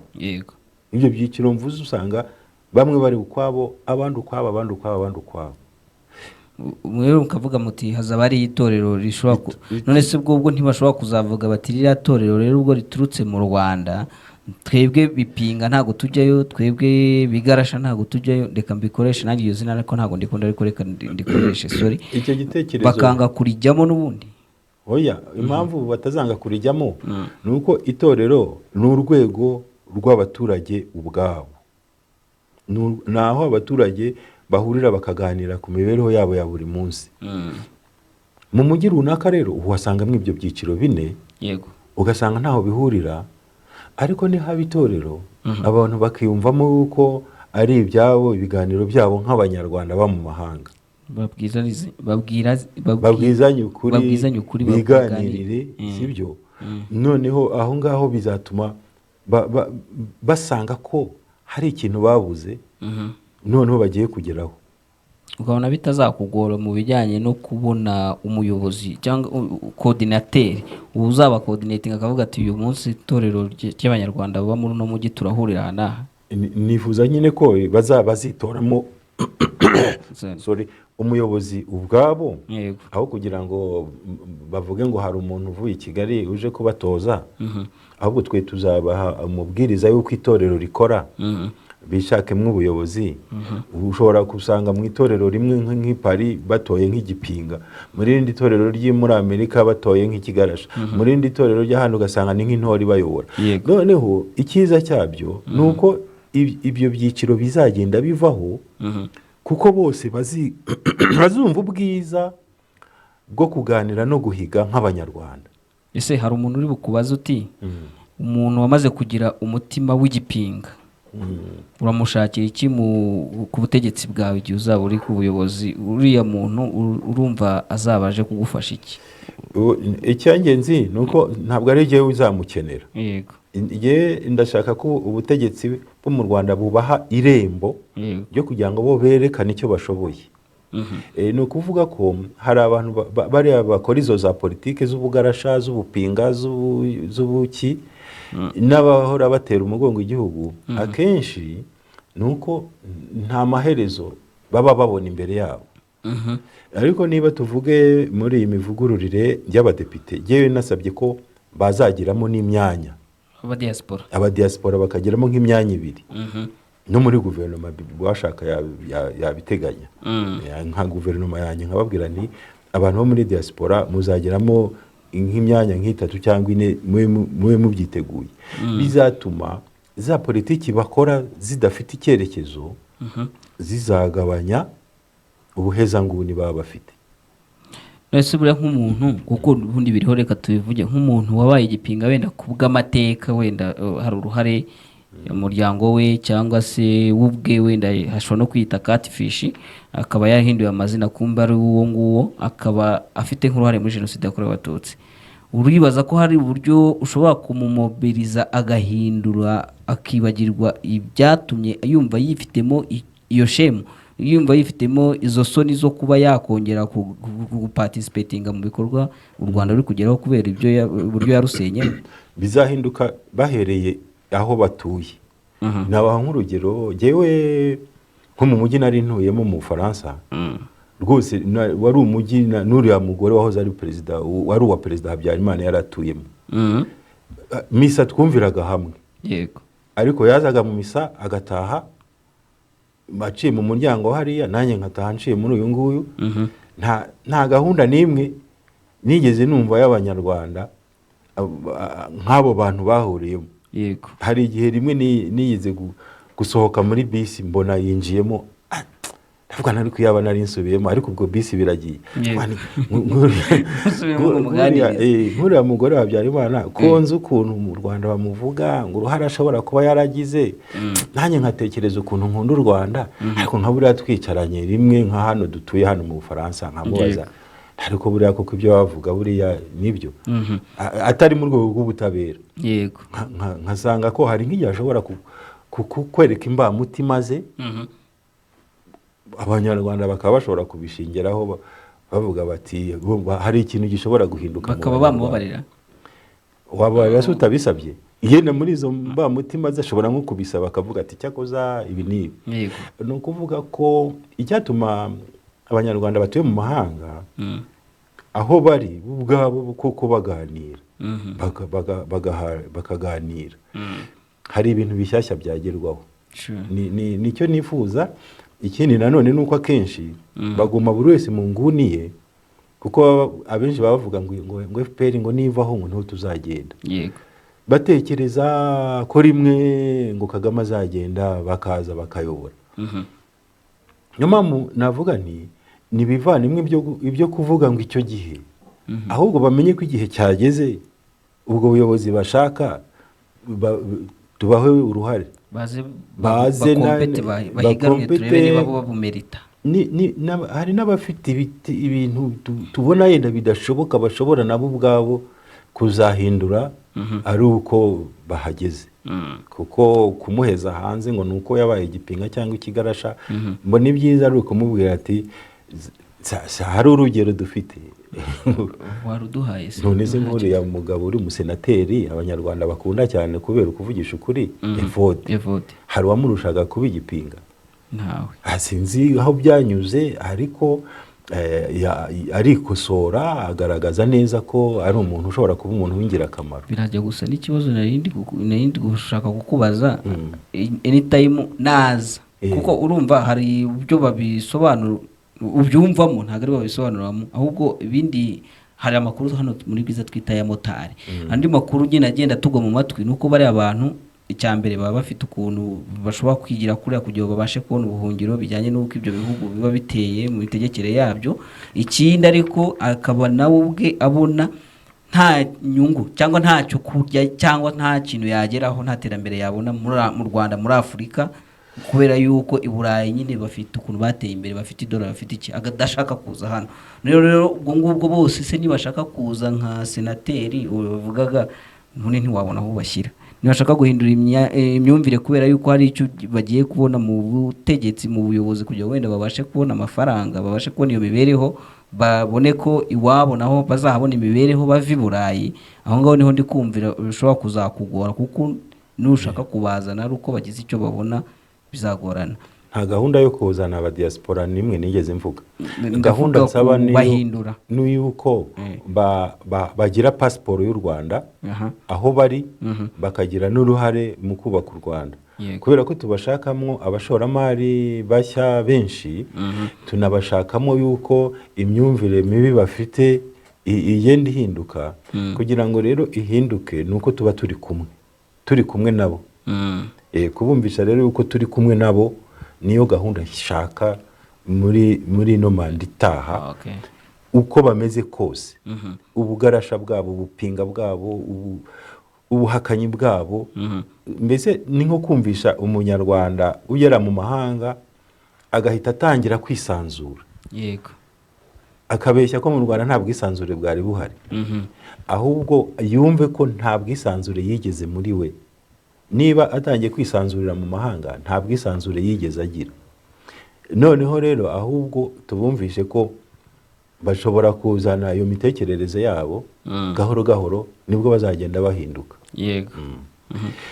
Ubwo rero gahunda nyine z'abanyarwanda bari mu mahanga, nubwo navuze ko ambasade izabigiramo uruhare, itorero ry'igihugu rikabigiramo uruhare, ambasade zikarushaho kuba ubuyobozi. Ambasade watubwiye uti ni ambasade, ni oya ngo ni Minisiteri y'Ububanyi n'Amahanga n'Abanyarwanda bo mu mahanga. Ni ukuvuga ubundi ubusanzwe ambasade ibihagarariye ubuyobozi bw'igihugu, ibihagarariye leta y'igihugu mu mahanga. Hariho igihe zigarukira aho ngaho, zigomba noneho kumenya ko ziyobora abo banyarwanda bo mu mahanga, noneho zikabahuza nk'uko mu mudugudu mu Rwanda abaturage bahora bahura. Ni inshingano rero nabonye itaremereye mu mikorere ya za ambasade, nifuza ko yajyamo, yakwiyongera. Ibyo ni igitekerezo nanjye numva cyaba ari cyiza. Nta kindi ubafitiye abantu bo muri diaspora? Abantu muri diaspora nkurebere kuri cya kibazo noneho bari bakubajije. Ikindi cyo muri diaspora gikomeye cyane nuko hari umushinga ukomeye w'ubumwe nyafurika nifuza ko igihugu cy'u Rwanda cyagiramo uruhare. Dusanzwe tugira Rwanda Day ihuza abanyarwanda bari mu mahanga, kubera ko n'abanyafurika kenshi baza muri Rwanda Day bakabona hari ibintu bakungukira ku Rwanda. Nteganya ko u Rwanda rushobora gutangiza gahunda y'ikitwa African Day.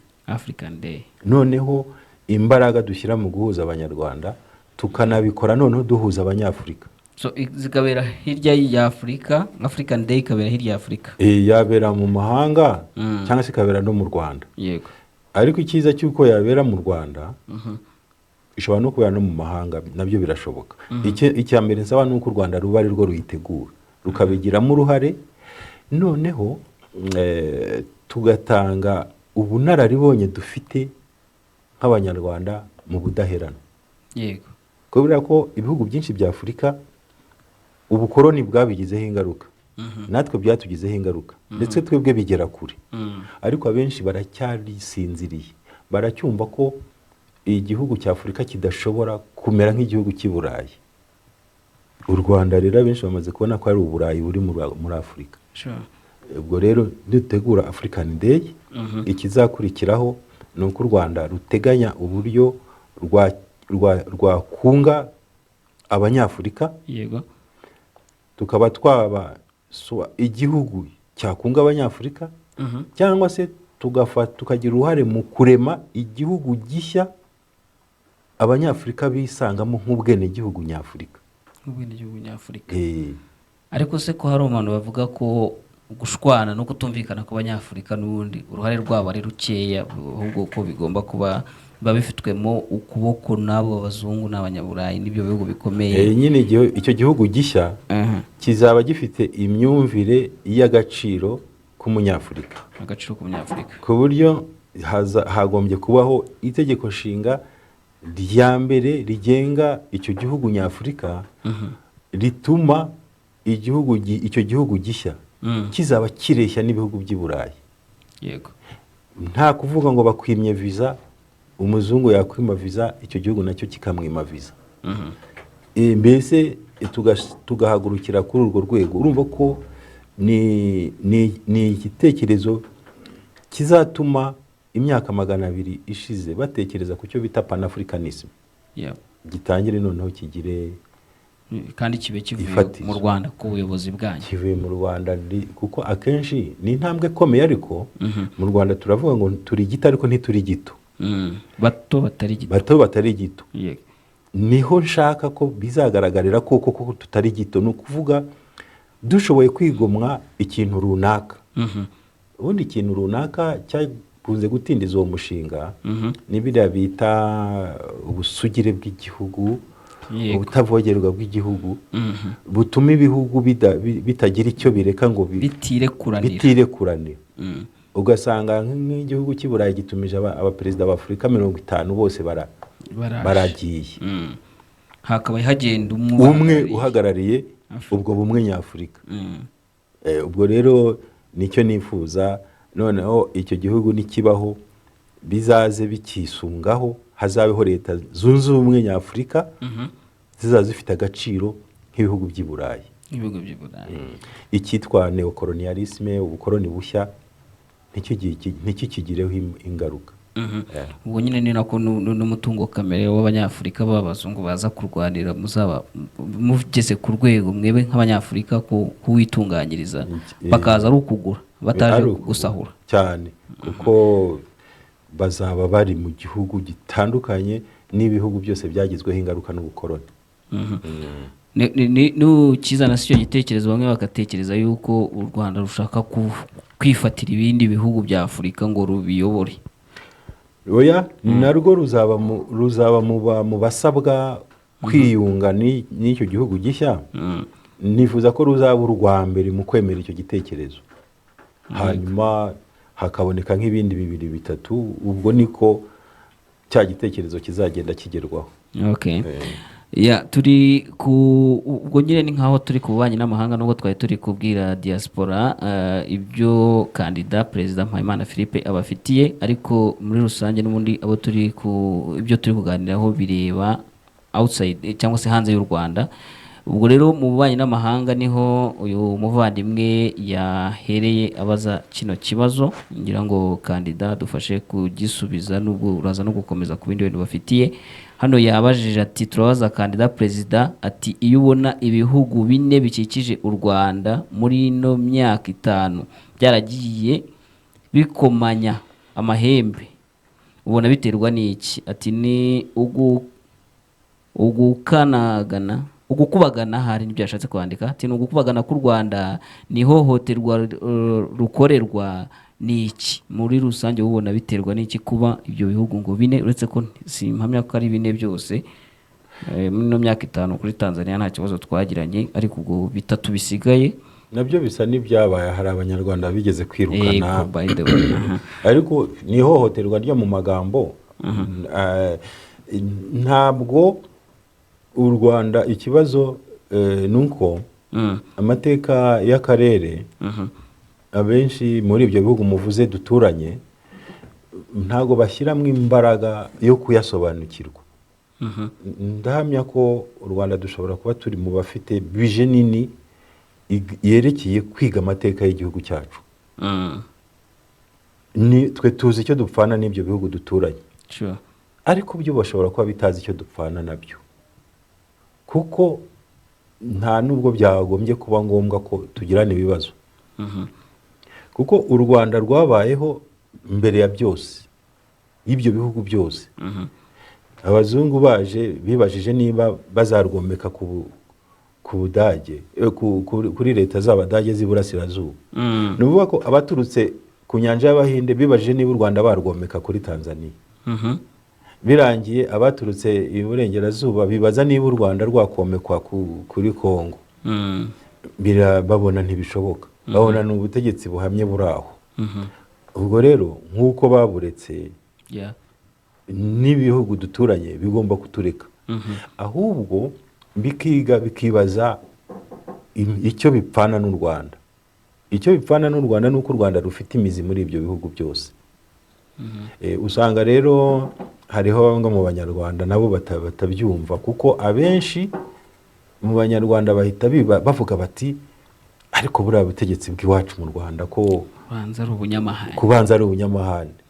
Ariko murabizi ko nta gihugu na kimwe turatera u Rwanda, na bariya bitwa uko bariho batera mu mahanga bakabyitirira u Rwanda, bagenda ari abanyekongo bavuye mu Rwanda. Ubwo rero ndibaza nkavuga nti u Rwanda rushyira imbaraga mu kwiga amateka yarwo. Ibihugu byose nibyige amateka yabyo rwose, bimenye icyo bipfana n'u Rwanda, bizahita bisanga yuko nta mpamvu yo gushyiramo umupaka hagati yabyo n'u Rwanda. Ubundi imipaka iba mu mategeko kugira ngo abaturage bari muri ako gace bubahiriza amategeko agenga ako gace. Ariko nta mpamvu n'imwe yo kuvuga ngo umuntu uvuye i Buganda aje mu Rwanda ni Umuganda cyangwa Umunyarwanda. Twese turi Abanyafurika.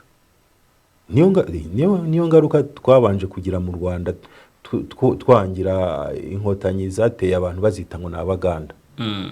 Tumara imyaka hafi 4 abantu batarabyumva. Ubu nta wabirota, twaje gusanga ko turi Abanyarwanda kimwe. Nta naho wasanga Umuganda ngo uvuge ngo urakora iki mu gihugu cyacu. Urabuta ushobora kuba ari n'Umunyarwanda, Umuganda akabona Umunyarwanda iwabo, nawe yagombye gutekereza ati uyu muntu ashobora kuba ari Umuganda, kuko twese turi Abanyafurika. Ubwo rero ikintu nasaba Abanyarwanda, kuko nibo ndiho mbwira, nibareke kurenganya igihugu cyacu cy'u Rwanda. Yego, twe tubirimo neza, twe dufite imizi mu bihugu byose. Noneho ibyo bihugu nibyiga amateka yabyo. Niba babonye abantu bavuye mu Rwanda bagiye muri Kongo, aho guhita ufata intwaro ngo Abanyarwanda baraduteye, ese wamenye ko ari Abanyekongo ukabafata nk'Abanyekongo? Ko twebwe jewe muri leta nyiyoboye, yego, Abanyekongo miliyoni zigeze ku 100 bose bakaza mu Rwanda bavuga ko ari Abanyarwanda, nabakira. Ntabwo nabateza abasirikare ngo nibabasubizeho cyangwa babagire gute. Niba igihugu cy'u Rwanda twe dushobora gufata Abanyekongo bashaka kurwana, baje bafite intwaro, erega umuntu arwana iyo wowe umurwanyije. Ariko hari igihe aba yarasheda akaza ajya kurasa kubera iki se ko mu bihugu byose duturanye abaturage bagomba kubigendamo uko bishakiye, nta gufunga imipaka, nta kugira gute. Ibyo nyine ni ubushake bwawe nuramuka utoye nka perezida w'u Rwanda, ariko sinzi ko aribwo bushake buzaba uri i Burundi, kuko nibo bafunze n'urugero, sinzi ko aribwo bushake buzaba uri kuri Tanzania. Uzabakoraho iki ko bari mu bihugu byabo kugira ngo nabo bagire mbabwira se nyine ko niba bakeneye inkunga zo kwiga amateka yabo, yego, u Rwanda tuzabaguriza ruri tayari. Ariko bazarangiza bamenye ko twese turi Abanyafurika, ko iyi mipaka yashyizweho izengurutse u Rwanda, nubwo yarugize ruto, bamenye ko ahubwo u Rwanda rufite imizi aho hose, nta mpamvu yo gushyiraho umupaka, nta n'impamvu yo gufata intwaro rwose hagati y'ibihugu byacu. Uyu arakubaza ati ngo musobanura mute imigambi y'u Rwanda kuri Kongo? Nibanza ariko ikibazo cye kiteye, ariko reka tugihuze n'iki ngiki kugira ngo wenda bigire ishingiro. Uyu yitwa Niyonzima Emmanuel, yabuze ati tubarize umukandida ngo ese witeguye gute gukemura ikibazo amakimbirane ari hagati y'u Rwanda na Repubulika ya Demokarasi ya Kongo ndetse n'u Burundi? Ati ikindi uvuga iki kuri iriya gahunda yo kuzana impunzi zivuye mu Bwongereza mu Rwanda? Icyo cyanyuma cyo kibanza gisa n'icyaguye mu mazi, kuko leta yaho yahindutse. Ariko ntiwabyizeye. Leta nshya nibisaba nanone u Rwanda ko ari amasezerano akomeza nk'uko yatangiye, ibyo ndabishyigikiye. Ubundi mu migambi yanjye anshyigikiye rwose ko u Rwanda rwakomeza gufasha ibihugu by'amahanga gukemura ibibazo byabo, nka kuriya twohereza abasirikare hirya no hino gucunga umutekano. Babishyigikiye. Ni uko ibyo bihugu bifite ibibazo by'umutekano. Ibihugu by'Uburayi rero bifite ibibazo by'abimukira. Cyane cyane mbisaba Abanyarwanda basobanukirwe n'icyo ari cyo agaciro k'u Rwanda. Niba abazungu baza mu Rwanda baje gufasha Abanyarwanda, ngo hari bwaki, hari sida, hari iki, bakazana za gahunda ngo baje gufasha Afurika, tugire twiyumve ko dushobora natwe gufasha abazungu. Nta handi tuzinjirira kugira ngo bumve ko tureshya niba tudashobora kubafasha. Nsaba rero ko abanyarwanda bose bashyigikira izi gahunda z'u Rwanda ko gufasha ibihugu by'i Burayi mu bibazo byabo. Hari n'igihe tuzanabigisha na demokarasi. Noneho ubwo rero icyo ndumva ngishubije neza, ndabishyigikiye kuko ni no kugira ngo bariya abanyarwanda n'abanyamahanga, abantu bose bagenda bahunga Afurika, bahunga u Rwanda, bagombye kuvuga bati ese buriya nta kindi gihugu kindi kibaho cyadufasha gutekereza ku cyemezo twafashe, u Rwanda rukazahinduka igihugu cya transit. Erega twebwe mpamya ko za politike zira ni za politike za strategy, tuba dutegura ejo hazaza uko u Rwanda rwahagarara mu isi. Ndabishyigikiye rero ibyo byose bituma u Rwanda ruba igihugu gitandukanye n'ibindi mu gutanga ibisubizo bikomeye bidasanzwe. Yego. Naho kubyerekeye Kongo sibyo nari nabivuze mu kanya. Njyewe inyobora u Rwanda kugira ngo abanyekongo basobanukirwe neza n'ikibazo cyabo, nababwira nti munzanira abanyekongo banyu bose baze mu Rwanda nk'uko muvuga ngo muzaza mu Rwanda, ntimunagomba kuri maze uzavuga ko ari umunyarwanda ageze mu Rwanda wese nzaba umugubwene gihugu. Reka tubyinjiremo gutya. Nujya ku butegetsi abanyekongo bose bakaza mu Rwanda bakavuga ko ari abanyarwanda babushaka, nabubaha. Itegeko ritanga ubwenegihugu mu Rwanda ntabwo rifite urubibi. Noneho muri Kongo kuki abantu baza bavuga bati turi abanyekongo kandi sina benshi, bakabangira ngo nimusubire iwanyu mu Rwanda. Urumva ko ni ikibazo cyitwa reka tubyinjiremo gutya kuko ikibazo cya Kongo kirasa n'ikiri complex ukuntu gishobora kuba kirimo ibintu byinshi. Icya mbere, Kongo hariyo FDLR. Abo FDLR u Rwanda ntabwo dushobora kwikomanga ku gatuza ngo tuvuge ko u Rwanda rutifuza ko FDLR ikibazo cyayo kirangira, kuko FDLR ni menace ku Rwanda mu bitandukanye n'abayobozi b'u Rwanda barabivuga, sibyo? Ariko iyo FDLR kuba iri muri Kongo ntabwo bihura nk'uko abantu bamwe namwe babihuza, ntabwo bihura no kuba u Rwanda rwaba ruri muri Kongo. Ubu currently ruvuga ko rutariyo, ariko rwamara kuvuga ko rutariyo mu bundi buryo tukumva ruri kuvuga ko rushyigikiye cause za M23 iri kurwana muri Kongo.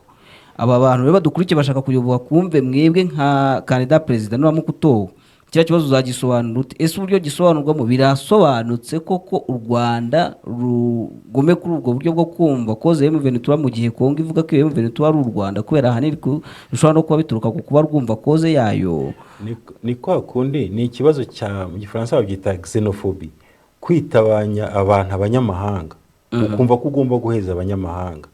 Niho ikibazo nagikemurira. Ni ukuvuga abanyekongo n'abanyarwanda bumvise ko twese turi abanyafurika, turi abavandimwe. Niyo FDLR nta kintu, nta mbaraga yabifite, kuko aba FDLR bajya inyuma ya Kongo kubera ko Kongo n'abayobozi bayo bijundika u Rwanda bakarushyira mu bibazo.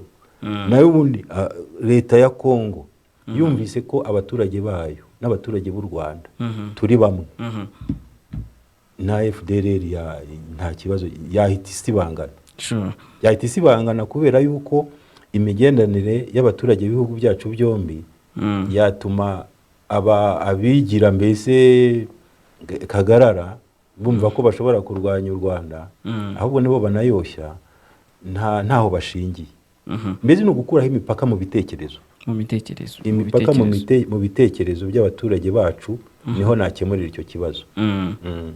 Hanyuma ku Burundi, kuko ni Burundi naho hariyo ikibazo, nabwo ni ugukuraho imipaka mu bitekerezo. Abarundi ikibazo cy'u Burundi ni kimwe n'ibihugu bimwe na bimwe biza gushyigikira Kongo, biba byihishemo ingengabitekerezo yo kumva u Rwanda bakarufata nk'igihugu giteye gutya na gutya. Ni nk'aho Afurika bashaka kwicamo ibice bibiri, bakavuga bati twebwe tugiye kujya inyuma ya Kongo. Kongo igihe yaba ivuga iti ndarwanya abantu baza kuntera bakaza kuyishyigikira n'u Burundi bwarayishyigikiye, ikibazo cyayo cyo gufunga imipaka ni ipfunwe ryo kuvuga riti nashyigikiye Kongo kandi Kongo ntikunda u Rwanda, yego, ndeka rero mfunga umupaka. ako nabwo bigatangaza abantu ukuntu bafunga imipaka kandi Kongo itarayifunga. Nyine ni cya kibazo cyo bagomba kwiga amateka bakamenya ko abaturage bacu twese ari bamwe, turi Abanyafurika. Noneho iya ntambara yo muri Kongo ikarangizwa n'iki? Nuko bamenya ko abo bantu bari ku butaka bwabo nubwo baba baturutse mu Rwanda ni Abanyekongo, nicyo baharanira. Barashaka kuba Abanyekongo, bamwe ni Abanyekongo, abandi barashaka kwemerwa nk'Abanyekongo, hari n'abandi bashobora kuza ejo bashaka kuba Abanyekongo. Ni ukubera iki babima ubwo bwenegihugu? Ariko nkurikije uko muri kubivuga n'ubundi mugani n'ikibazo kiri ahantu hamwe, reka tuse n'abasubiye kuri Kongo gatoya. Ubundi uko muri kubivuga isa nkaho yaba ari politiki ariko y'igihe kirekire, kumva ni uguhindura imyumvire. Ariko currently imbunda ziravuga hariya hakurya muri iyi minsi, uretse kwenda hari agahenge ngo Amerika iherutse kubasaba, ariko ubundi tuzi ko bari mu bihe by'intambara. Ejo bundi ku itariki 15 mubaye perezida wa Repubulika y'u Rwanda, Kongo iracyavuga iti twebwe gahunda yacu no gutera u Rwanda. Ndashaka kugira ngo numve muzahita mukinjiramo gute, kuko guhindura imyumvire byo birasaba igihe kirekire. Ariko niba mutowe ibibanza mwahita muheraho mukavuga muti kugira byibuze imbunda zibe zicecetse, kugira byibuze amahoro aba yagarutse, niki mwakora kuri kiriya kibazo? Icya mbere nakora ni uguteza imbere ubuvandimwe bw'Abanyafurika. Noneho nkasobanurira neza ko igihugu kigomba kwiga amateka yacyo, kikamenya aho amateka yacyo ahuriye n'ay'ikindi gihugu. Aho ayo mateka ahuriye niho duhurije Ubunyafurika. Ayo masomo adafashe ku ruhande rw'aba bantu duturanye ntabwo bayafite, nicyo kibazo. Urumva ko nicyo naheraho. Ikindi kandi cyiza cyo kunga Abanyarwanda n'Abanyekongo kiri no mu byarangiza ibibazo by'impunzi z'Abanyarwanda, kuko hari Abanyarwanda bari hirya no hino batekereza bakavuga ngo hari Abanyarwanda bazabarwanira bagasubira mu Rwanda. Bagatekereza ko FDLR n'igitekerezo akenshi baba batekereza, ntibanazi n'imbaraga zayo n'ubushobozi bwayo. Ariko kuba icyo gitekerezo gihari kiri mu Banyarwanda ni imbogamizi ku Rwanda. Niyo mpamvu gukemura ikibazo cy'imibanire ya Kongo n'u Rwanda nagikemura muri ubwo buryo, mbumvisha neza ubuvandimwe dufitanye mu mateka, nkanabumvisha aho bibeshya bima donc bakikuramo xenophobie, kwanga umunyamahanga. Noneho nanabasobanurira iyo reciprocité, no kuvuga niba jewe Abanyekongo bashobora kunsaba kuba Abanyarwanda nabemerera, kuki wowe wanga Abanyarwanda bashobora kuba bagusaba kuba Abanyekongo? Ni ukuvuga ko iyo diplomasi tukayikomeza bigatuma noneho b'Abanyarwanda bari mu mahanga mu isi batekereza ko hari Abanyarwanda bazabacyura mu Rwanda ku ngufu. Hari ababaha imisanzu, hari abaha imisanzu FDLR bibeshya yuko hari ikizageraho. Nibyo, niyo mpamvu kugikemura biri no mu byo diaspora nyarwanda ikeneye, kugira ngo abari muri Zambia, abari muri Mozambique, abari muri Malawi, abari muri Afrique du Sud bumve ko ikibazo cy'u Rwanda na Kongo cyakemutse. Bazahita nabo ubwabo bavuga bati u Rwanda noneho dushobora gufata za pasiporo, ibyo kuzatekereza ko hari abazaturwanirira bitakiriho. Kuri kiriya kibazo cya Kongo se, ko hari abandi bantu barimo n'abanyepolitike n'abasesenguzi n'abandi bavuga ko hashobora kuba harimo n'ukuboko kw'ibihugu by'Uburayi na Amerika, bino bihugu bikomeye, mwe mubitekerezaho iki? Ese mu kugikemura iyo cross nayo mwayirebaho? Siyo mpamvu se nshyigikiye ko Ubunyafurika bushyirwa imbere, kugira ngo agaciro k'Umunyafurika ukuboko namwe mukubonamo kuzahoraho igihe cyose. Ibihugu nyafurika byo muri Afurika bikomeje gukora bishingiye ku mategeko bahawe n'abakoloni, bishingiye ku mipaka yashyizweho n'abakoloni. U Rwanda n'icyo gihugu gishya ndiho mvuga, nibyo byonyine bishobora kuzavuga biti Abanyafurika bashobora kwiyobora yego no kwifatira ibyemezo batabishyizemo izo gahunda ibyo bihugu by'amahanga.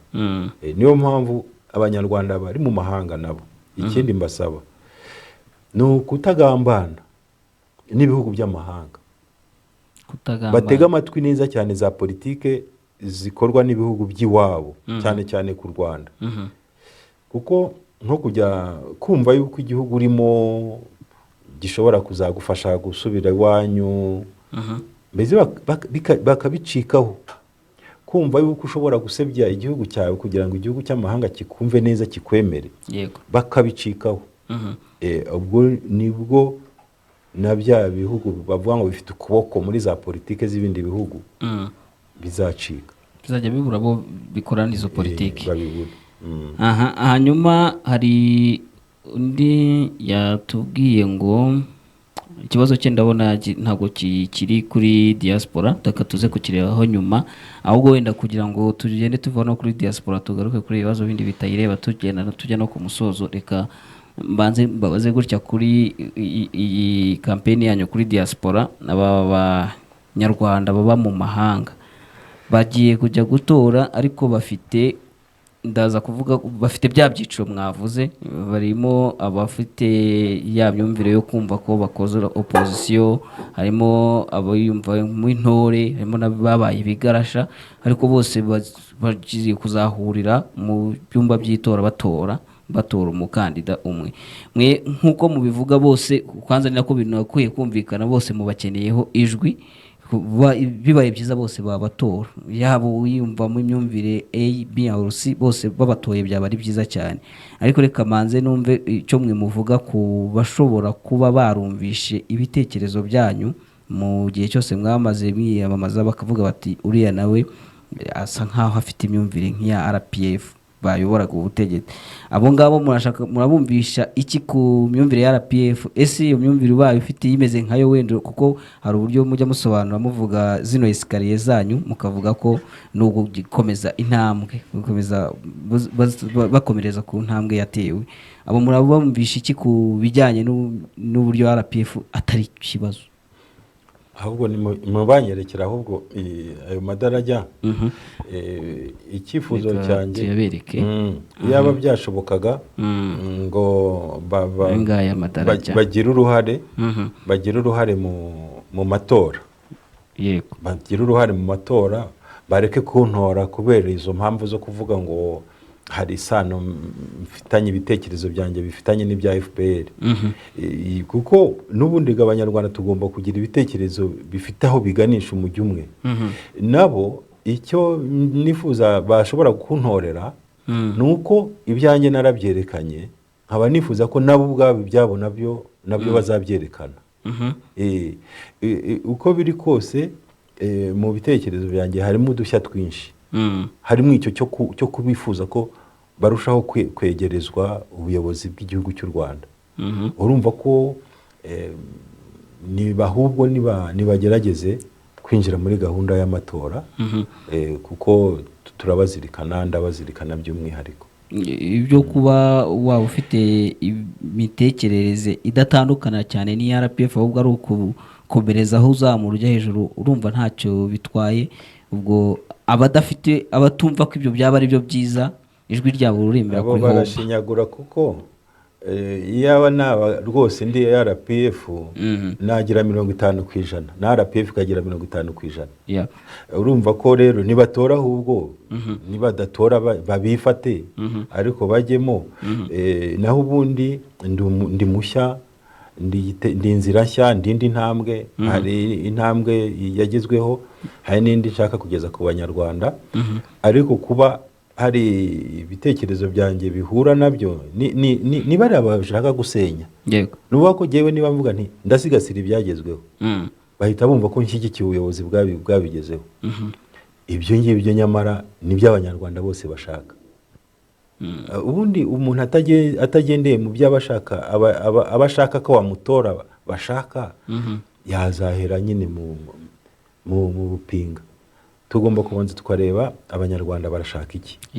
Niba bashaka ko dusigasira ibyo RPF yagezeho, tugomba kubishyira muri gahunda zacu noneho tukongeraho ibindi ariko ibyo ngibyo nabyo twabyakiriye. yego abatabishima rero ahubwo tubasobanurira icyo ari cyo demokarasi. ikibazo cya nyuma ku byo nge nari nateguye kugira ngo nongere ngaruke ku byabo bari kutwandikira hano. Ikibazo cya nyuma ndashaka kugira ngo ngaruke kuri urumva ko mwarimu umaze kubikomozaho ku mikoranire nako ku bitekerezo bya RPF kubishyigikira ko ntacyo biba bitwaye hanini igihe ari bizima. Ndashaka kugira ngo numve icyo muvuga ku buryo umukandida wa RPF akirindira perezida. Ubu ngubu currently turi gukora iki kiganiro n'umukandida ariko ari perezida wa Repubulika ndetse n'ejo bundi ari kwiyamamaza. We yagiye avuga ko kuri cya kibazo cya Kongo ubundi intambara u Rwanda ruzisanga iyo ziturutse, ko hatari ikibuga cy'imirwano hano mu Rwanda. U Rwanda rero rutoye ririya jambo si ngombwa wenda ko mukomentingaho kuko ni umukandida ukwe namwe mu bakandida ku rundi ruhande, ariko hari abantu bamwe bashobora kwibaza batari ko cyane ko namwe mwari mwatubwiye yuko muzaba mufite abasirikare benshi. Numvisha ari na benshi kuko niba abantu bose barangije segonderi bazajya baba bafite izo training militaire ni benshi. Kiriya gitekerezo mwe mu gitekerezaho iki ku bijyanye no gutangiza intambara mu gihe byaba ngombwa? Umukuru w'igihugu buri gihe aba ari nawe uyoboye igisirikare, mbese aba ari umugaba w'ingabo. Ntabwo rero mu gihe cy'intambara wabura gufata ruriya ruhande perezida w'u Rwanda afite. Kuko mu gihe iba igihugu kivuze giti tuzagutera, yego, ukabura umugaba w'ingabo, ugomba kuvuga uti nanjye nzabatera ndetse nshobora no kubatanga. Biriya ni ibintu bijyanye n'umurimo we ariho akora nk'umugaba w'ingabo. Noneho nk'umukuru w'igihugu ari nawe nanjye ndiho niyamamariza, urabanza ukiyamamariza kuba umukuru w'igihugu, nyuma ukaba umukuru w'ingabo, umugaba w'ingabo, kubera ko ubu rero yewe ndabanza nkatekereza nk'umukuru w'igihugu. Umukuru w'igihugu rero ushaka amahoro y'abaturage mu buryo bubiri. Baravuga ngo iyo utegura amahoro utegura n'intambara. Yewe ubwo buryo nyine nabuvuze, yego, nubwo kugira abanyarwanda bose abasirikare. Bitavuze yuko ngomba gutera, hariho nivuga ngo ngomba kwitabara ngo nibyo nzahoraho. Ariko imvugo iri mu muco nyarwanda yuko u Rwanda rudaterwa rutera, urumva ko nyisubiyemo ntabwo ari Mpayimana wawe bivuze. Ubwo rero umuco nyarwanda uzakomeza duhe indangagaciro tugenderaho, ku buryo ibyo rwose nta comment nini nabishyiraho. Uruhande rwanye nuko nanjye nshyigikiye ko abanyarwanda bose bahora biteguye kandi banashobora no gutera. Uyu yitwa Ruterana Gaeta yavuze ati nicyo wavuga ku ijambo umukandida wa FPR yigize kuvuga, avuga ngo n'abandi bakandida babakire aho bagera, aho babasanga. Bisaba nanjye bisaba n'abaturage, nanjye mbasaba kudukurikira twese aho twiyamamaza. Ni byiza kuba nawe yasaba abaturage ati mujye mukurikira n'abandi bakandida, kuko amatora dushaka gukora muri ejo bundi kuri 15 z'ukwa karindwi na 14 agomba kuba kuko amahitamo abanyarwanda bagahitamo. Bariya bavuga ngo bararangije amatora, biri mu bintu byagiye bimpa ingufu zo kwinjira muri aya matora, muri kwiyamamaza. Kuko ntabwo watora abantu batiyamamaje. Ubwo rero niyo utantora ariko utoye ukaba wamwumvise rwose, ndahamya ko hariya yabakoreye neza. Yavuze ijambo rye murarishyigikira, kandi mbabwira ko nanjye ntaho ndangiza kwiyamamaza ntasabye abaturage gukurikira n'abandi bakandida, kugira ngo bamenye nyine ko ibyo ndiho mvuga bitandukanye n'ibyo abandi bari bavuga. Bagomba kubumva nabo. Uyu we aravuga ati ese ubaye perezida wakora wakorana ute na parliament igizwe n'andi mashyaka cyangwa byaba nk'ibyabaye muri Tunisia, Chili na Guinea Bissau bigatuma porogaramu zawe zidashyirwa mu bikorwa? muri Tunisia ariko barabeshye kuko numva perezida uhari bamwita ko ari igihangange kandi yarigengaga. Iyo ari ngombwa gusesa ingoro abadepite arabasesa hakajyaho abandi. Ariko bumva nyine gusesa ubwo ntibyo ahoramo nyine kuba kugira ngo imikoranire y'inzego igende neza. Yewe rero uko nakorana n'abadepite nzi neza ko njye nta shyaka mfite, nta badepite n'aba mfite uretse umwe wigenga wiyamamaje, kandi nawe ntabwo bivuze ko mwamuhuje, ntabwo twaba duhuje aba yigenga. Ariko nakorana neza nabo cyane kuko abadepite bazaba ari ishusho y'abaturage, y'ubutegetsi bw'abaturage bishyiriyeho. Ngomba kububaha rero kuko nabo bazubaha inshingano z'umukuru w'igihugu. Ntibakuyoboreramo ugasanga bakurusha ijambo kuko wenda bavuga bati twebwe duhuza igitekerezo turi benshi, baturutse wenda mu ishyaka rinini ari benshi, hanyuma bagahuza ibitekerezo ugasanga ijwi ryanyu nka perezida ntago riri. Ntabwo banabuto mfite kuko nzi ko umuntu wese ikinshimisha muri uyu murimo njyamo nuko nzi ko nta muntu ukora ari wenyine. Hari abantu benshi nubwo njya ahantu niyamamaza nkareba abantu baje nkavuga ndetse ko nta uzanywa nyongorera mbwira tuzagere minisitiri w'ubuhinzi cyangwa uzagere minisitiri w'ubworozi uzabakura he. Ariko icyo nzi nuko abanyarwanda benshi bazabahita bitegura buri wese akora umurimo we.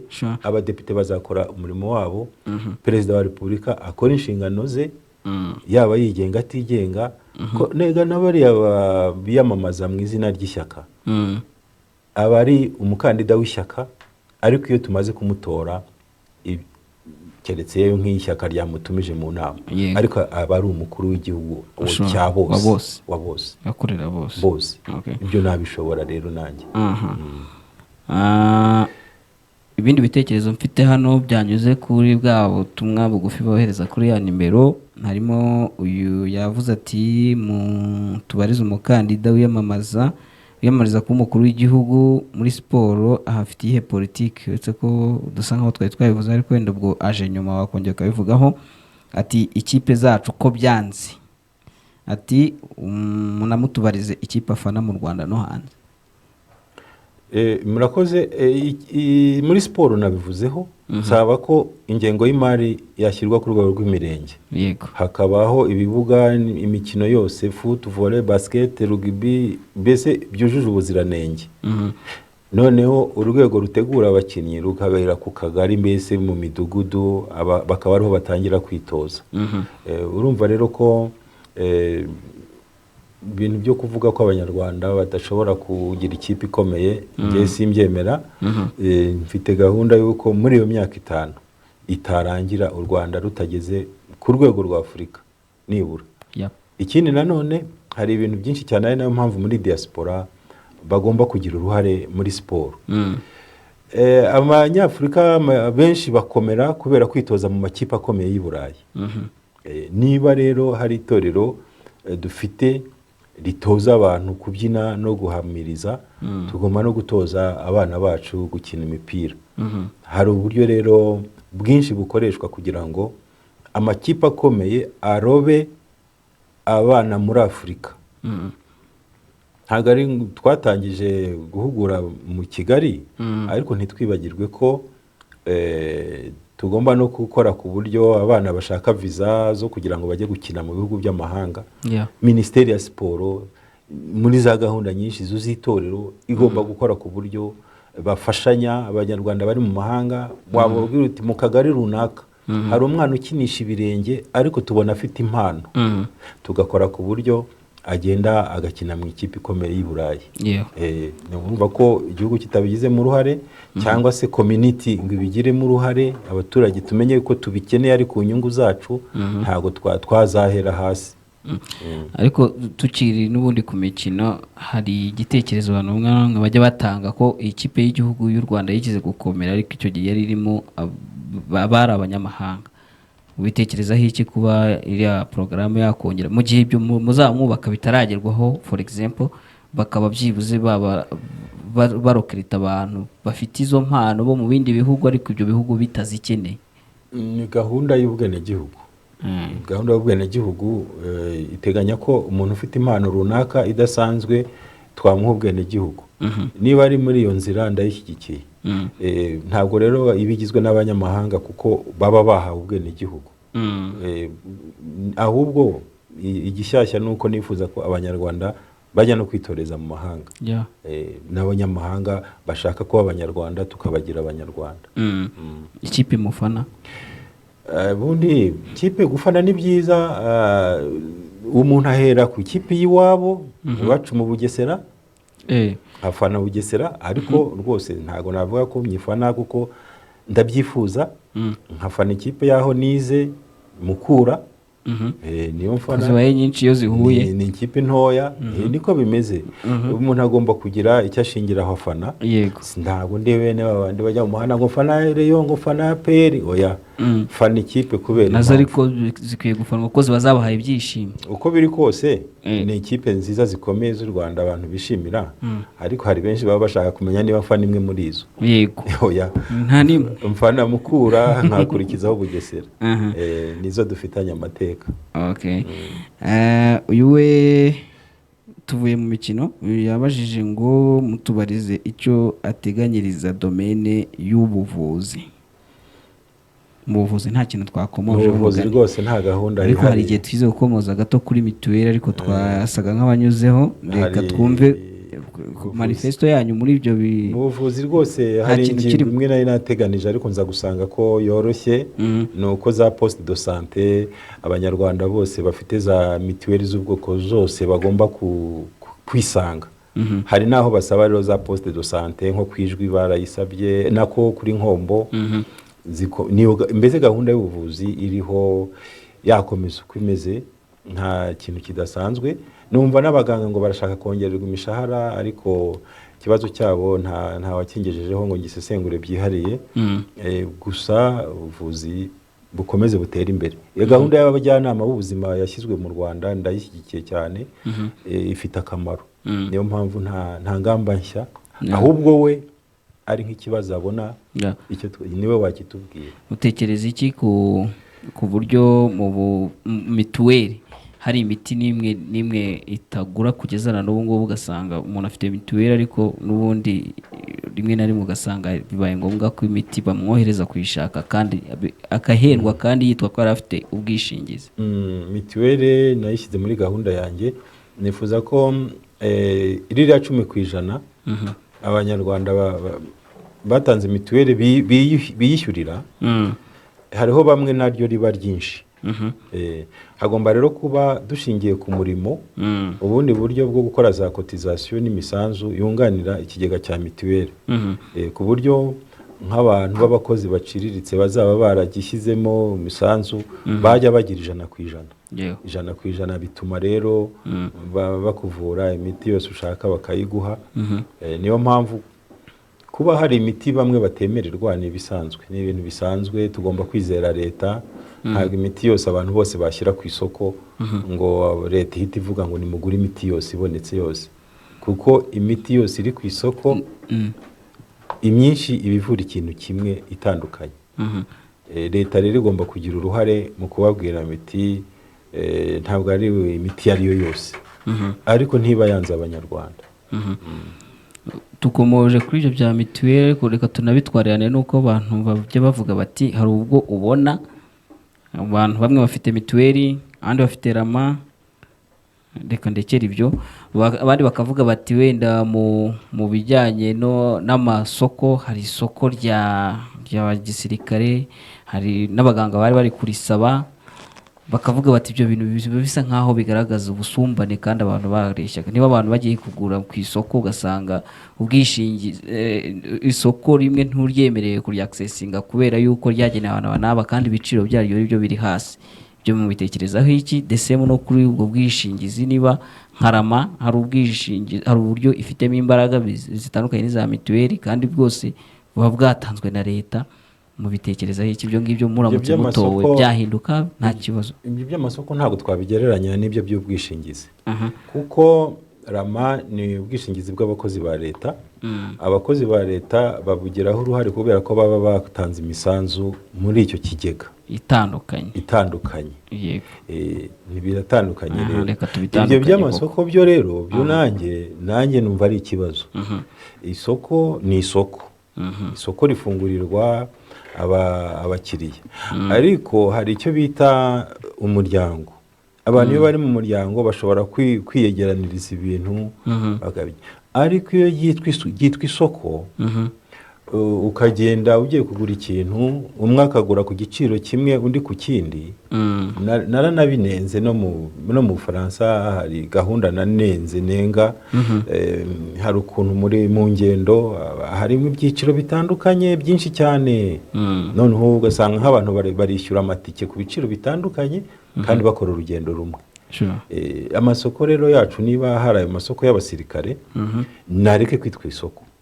ibyitwe ko ni ikimina cyangwa se ni gahunda bahuriramo kugira ngo bagabane ibintu baba barashyize hamwe ntiriba ari isoko rifunguriwe abantu ngo noneho ugeremo umwe aba afite igiciro gitandukanye n'icyundi gusa biremewe ko abantu bahuriye mu cyiciro kimwe mu muryango umwe bikorera ikimina cyabo cyo kugabana ibintu igiciro bumvikanyeho ubwo rero byareka kwitwa amasoko ya gisirikare bikitwa irindi jambo ndumva ari ibyo ndumva kandi tugeze ku musozo kereka ko tugiye kumva icyo muri rusange mubwira abantu bazatora bashyigikiye mu buryo buvunaguye kugira ngo dusoze kuko ari ibibazo bari bambajije bari batwandikiye sori bo babaza byose byabajijwe kandi ndumva n'ibisubizo mwabitanze byumvikanye reka rero tujye ku musozo ariko mugira icyo mubabwira wenda kugira ngo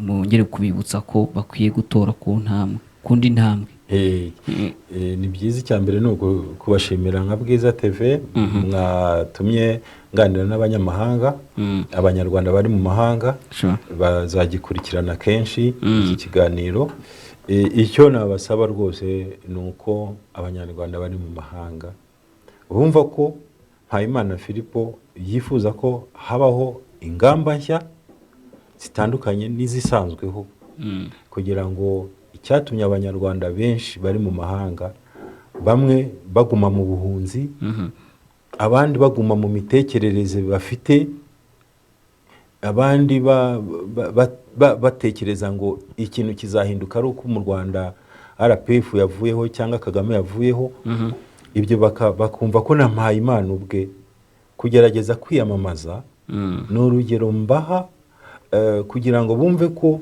ibintu bishobora guhinduka bigahindukana na RPF bigahindukana na Kagame nanjye ubwanjye nashoboraga kuba narategereje ko abanza avaho kugira ngo nze niyamamaze kuki se nabigerageje akiriho kuki bo batahindura imyumvire bakavuga bati ubwo noneho iyi leta nshya idusaba ko tugiramo uruhare RPF itavuyeho Kagame akiriho reka dutore Mpayimana ubwo rero urumva ko niyo message nashaka guha abantu bo muri diaspora nibwo butumwa naho abanyarwanda bari mu mahanga ngo baharanire kugira passport kuko igihugu cy'u Rwanda cyemera ubwenegihugu bubiri nta mahirwe nagize kwinjira nk'umunyarwanda mu Rwanda na passport y'u Rwanda bitandukanye cyane no kujya kwishyura visa ukinjira uri umufaransa kandi uri umunyarwanda